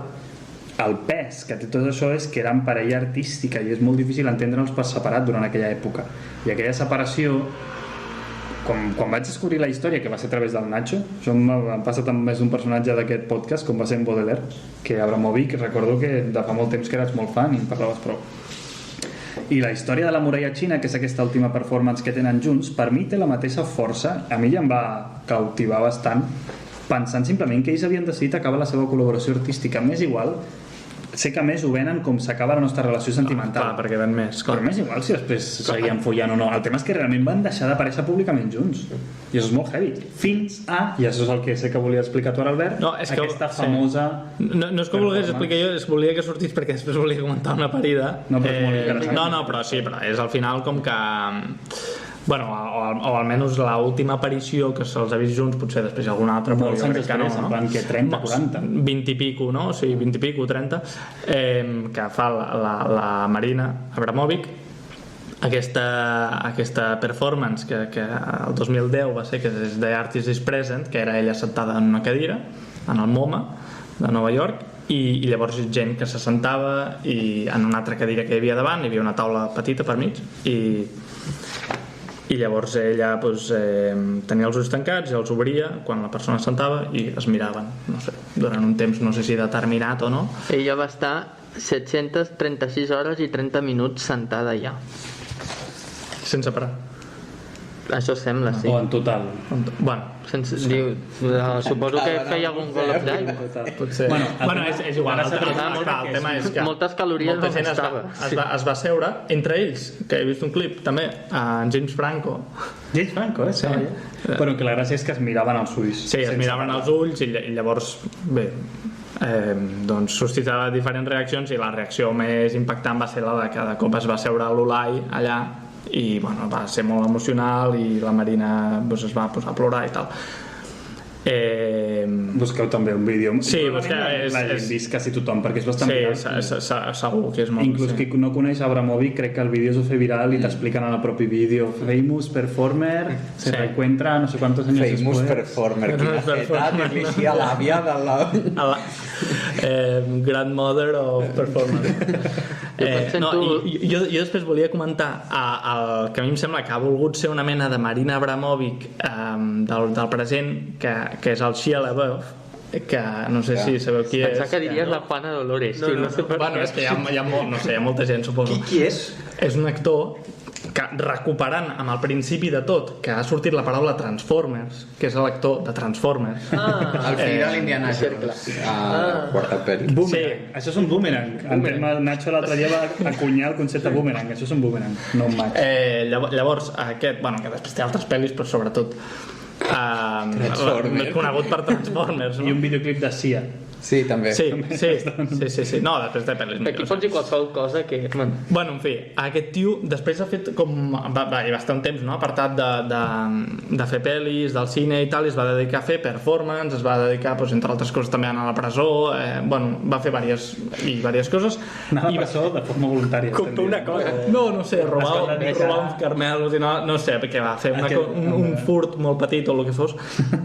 Un notes. Sí, és un notes. I es nota que vull dir, és un tio que també li agrada molt l'atenció i tal. Va aparèixer no sé quin any va ser, sí, el 2014 va aparèixer a la Berlinale, Festival de Cine de Berlín, amb una bossa de paper al cap que deia I'm not famous anymore i que només li veien els ulls. Marina Abramovic li escopiria a la cara. Sí. Però encara no he arribat a Marina Abramovic. Després va aparèixer amb la mateixa bossa ja en un lloc on feien una performance que la gent havia de fer cua per entrar i tal, en un lloc a dins tancat, que era ell sentat en una cadira amb aquesta bossa al cap i la resta igual, en comptes de que la gent es pogués només assentar, potser li podia fer qualsevol cosa, no? Però era com una mena de mireu, aquí soc la Marina LaBeouf. Bé, és que personatge, vaya flipado, la versió una mica hacendado de... La Marina Abramovic hauria de fer una performance que es digués Saturno devorando a sus hijos i menjant-se a tota la gent que ha engendrat, que n'hi ha molta que sobra. Bueno, jo el que hauria de dir és que Marina Abramovic i Ulai, que tenen performances molt xules, els dos els hem vist despullats, i jo, si Diana, si m'estàs escoltant perquè no estàs morta i estàs viva, jo vull que li donguis la mà al Charles i et despullis. Jo vull veure a Diana i a Charles despullats. Vull saber si els reis es depilen o no. Crec que no vols veure a Charles despullat. Crec que no vols. No, demana També vull veure Charles. No, vull veure la família real despullada. Però de lluny, Jo no vull veure el Charles despullat. T'imagines que A la seva carrossa. Jo si un japonès m'ho pixela... la família reial fa un calendari com el dels bombers i els despulla? Bueno, pues jo tenia la secció aquesta, però ja la guardo per la setmana que ve. No, si la vols fer secció express... Nosaltres som monàrquics, però la nostra reialesa és la nostra. És a dir, somos vasallos de nosotros mismos, no somos vasallos del público. Però clar, la gent haurà 2 hores i si això dura 2 hores 30, Que duri. que dure 2 hores 30. Vinga. I si algú de Si me públic... queréis... Irse. Exacte. Molt bé. Si algú de públic té un problema, que se'n vagi a la merda. Vale. No hem entrat a parlar del funeral, però també s'haurà de parlar en algun altre podcast, ja caurà l'exhibició del dolor, els nens desfilant al costat de l'ataúd de la mare, tal, i bueno. Algú em presenta el meu criticar per criticar? Espereu que busco la cançó. Posa sintonia. No, però que algú m'anunciï primer. No, ho has de posar amb la cançó. Posa. Vale. Són 5 segons, si no, drets d'autor. A veure... Ostres. Estic veient, ja. Criticar por criticar.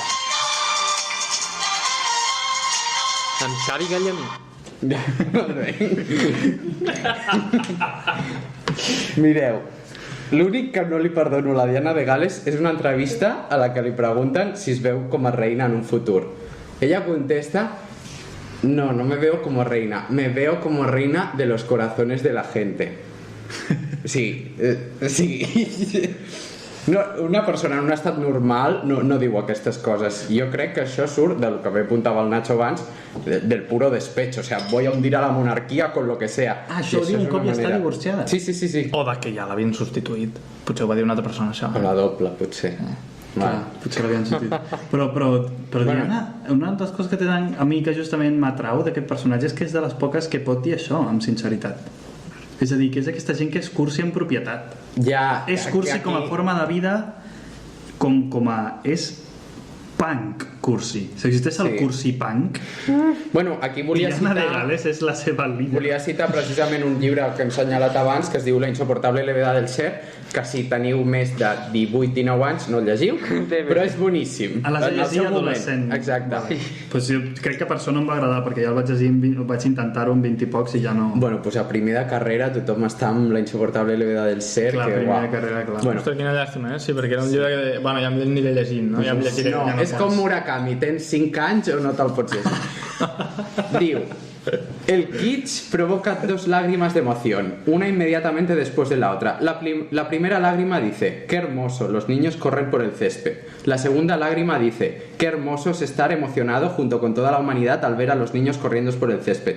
Es la segunda lágrima la que convierte al kitsch en kitsch. O sigui, l'emoció perquè t'estàs emocionant. Això és el que recull, és l'essència de les declaracions de la Diana en aquest context.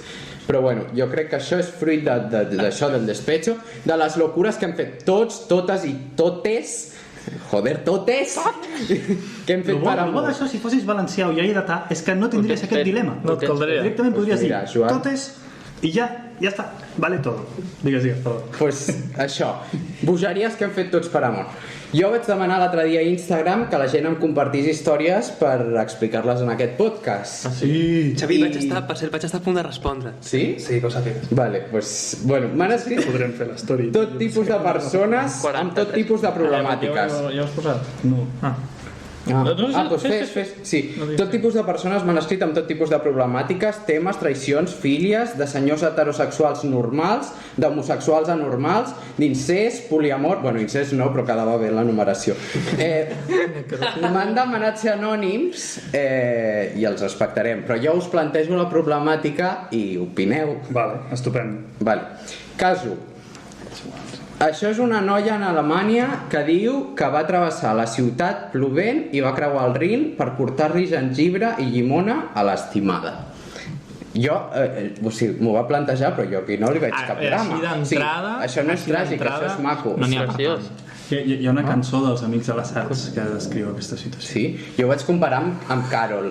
La pel·li Carol, l'heu vist? Del papa? Preciosa. No, Carol, la de les lesbianes. Que jo... Per preparar el meu examen d'anglès que tinc d'aquí una setmana he llegit una novel·la de Patricia Highsmith, que és l'autora de Carol, i Carol no l'he llegida, però la pel·lícula és molt bona. Amb la Kate Blanchett. Perquè surt Kate Blanchett. Sí.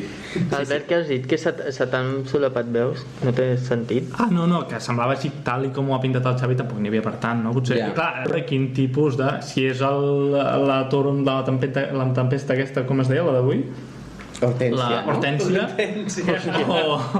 O si era una pluja d'un sirimiri, bueno, i després la reacció de la noia estimada. Jo vaig veure una mica com a drama lèsbic de Carol. És que jo la primera vegada que vaig veure Carol vaig pensar, pues vaya anunci de perfums per mariques de província que s'han muntat. La segona la vaig veure i em va agradar molt, és veritat. A mi m'agrada molt, potser seré marica de província. Doncs res, casuística 1 resolta, o sigui, no veig el problema, vull dir que maco, no? Que creuis Berlín. Superfan. Aprovem, no? El gengibre té un component afrodisíac, tinc entès. Jo recordo, on treballava abans, darrere la barra, una noia, amiga meva, que havia quedat amb la seva parella, i em diu, Nacho, me voy a tomar un té con jengibre a full. I jo, ¿por qué? Diu, porque quiero ir cachonda. Ja està, continuem. Molt bé. També té un punt picant, el gengibre.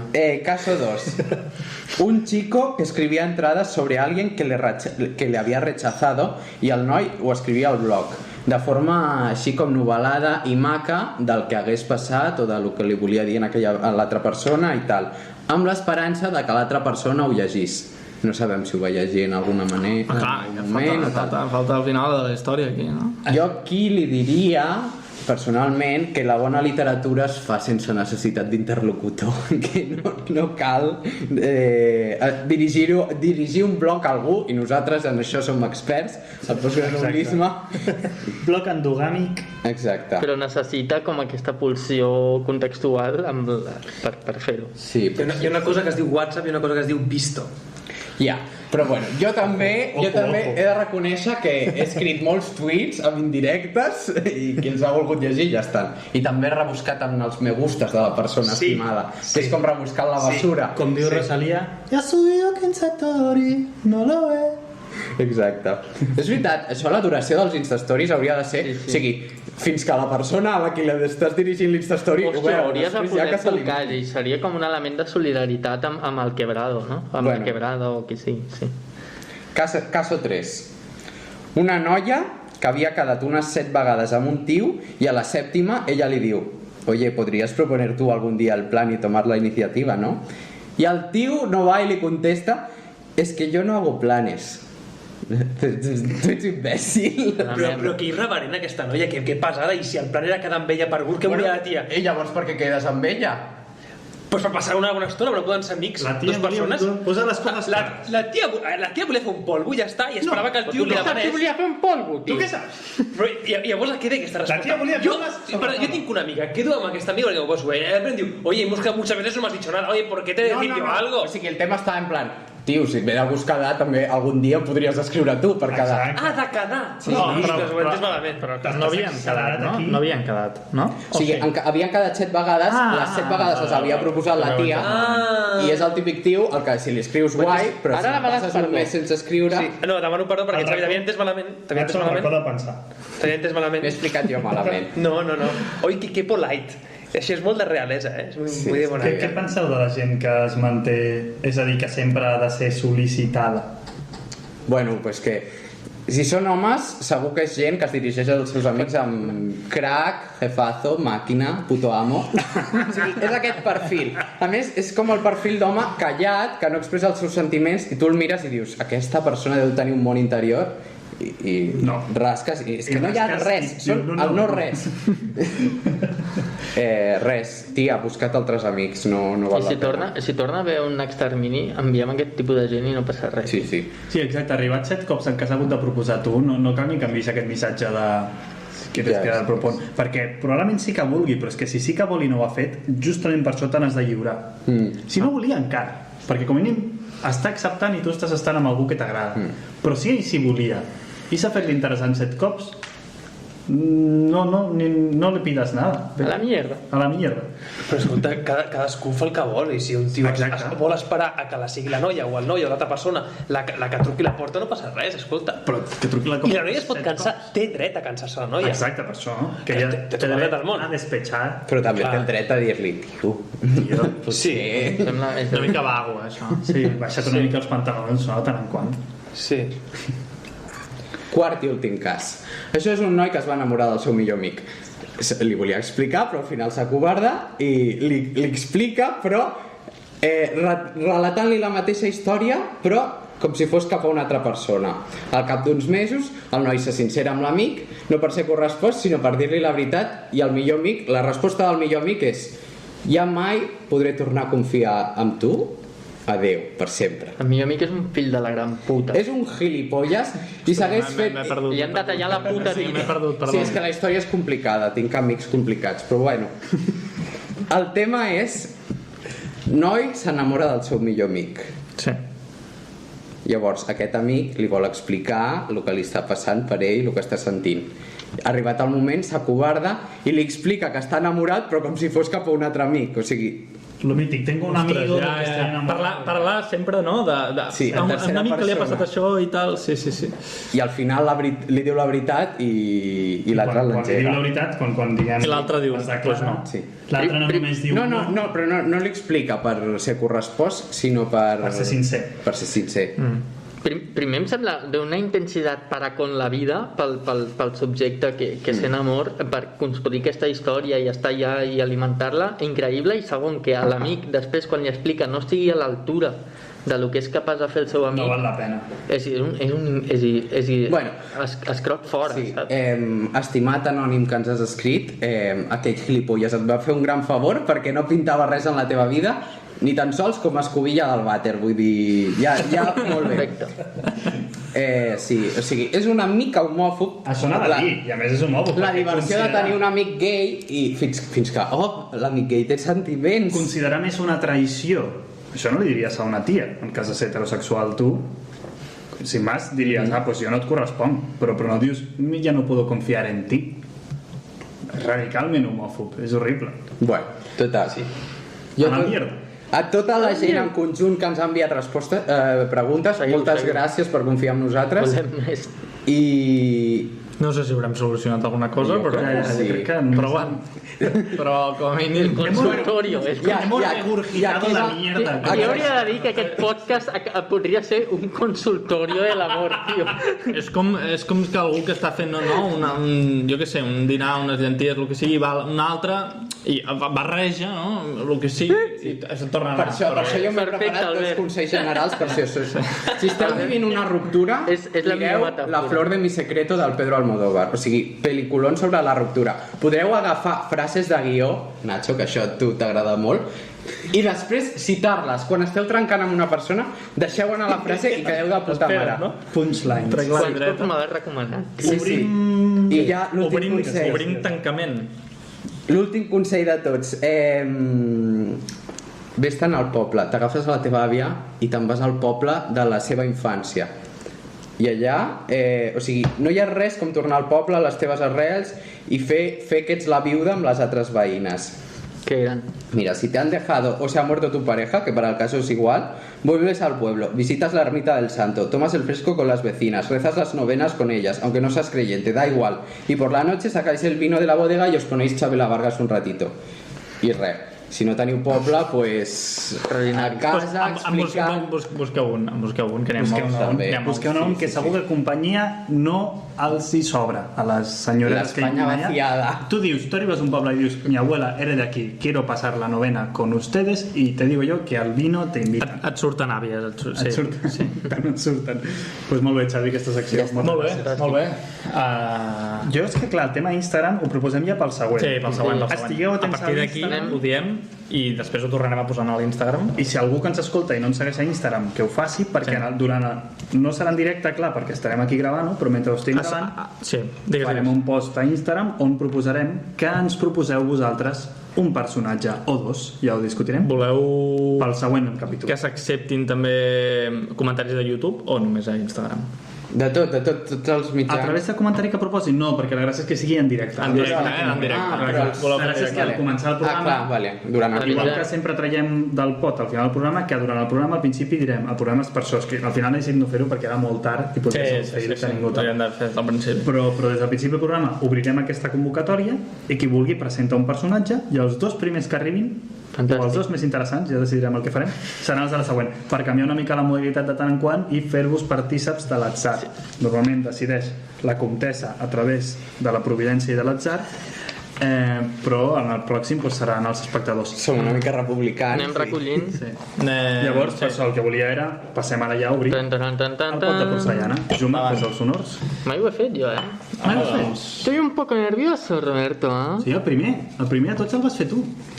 Bueno, el tràiler, Exacte. Pues era el primer de tots. L'origen. Al principi dels temps. l'origen de tot. Primera papereta, Juma, què diu? Endavant. Pedro Almodóvar.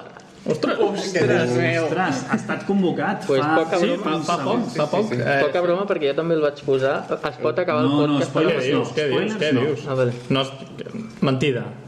Sí, és veritat. Era Jo m'ho crec tot, menys les mentides. Perdó. Aquest serà el nostre lema. Aquest? Sí. William Blake. També és meu. Amb quina lletra? També és meu. No, Xavi. Estàs segur? Ah, no és el teu. William No. Blake, Aviam. Pedro Almodóvar. No, Saps no què tinc sabeu dubtes? quines lletres Te'ls teniu? sembla Crec que molt. Esteve, Xavi. Esteve. Pedro Almodóvar. És que jo tinc William dubtes si vaig Blake. posar per això. Deia, tots dos el Xavi, molt bé. Molt bé. Et vols preparar William Blake, Miquel? Algú té més predilecció per William Blake que jo? No, a mi m'agrada, però prepara't tu. Però No, jo crec que saps Bueno, sabràs també més. té la papereta, el Miquel. Però jo vaig fer fa més poc. Prepara't el Bueno, tu. doncs me'n preparo jo. Sí? Me'n preparo jo. Sí? Molt bé. Toc de queda, he de fotre el camp, parem això. Parem això. Farem això. Comtessa! Adéu-siau.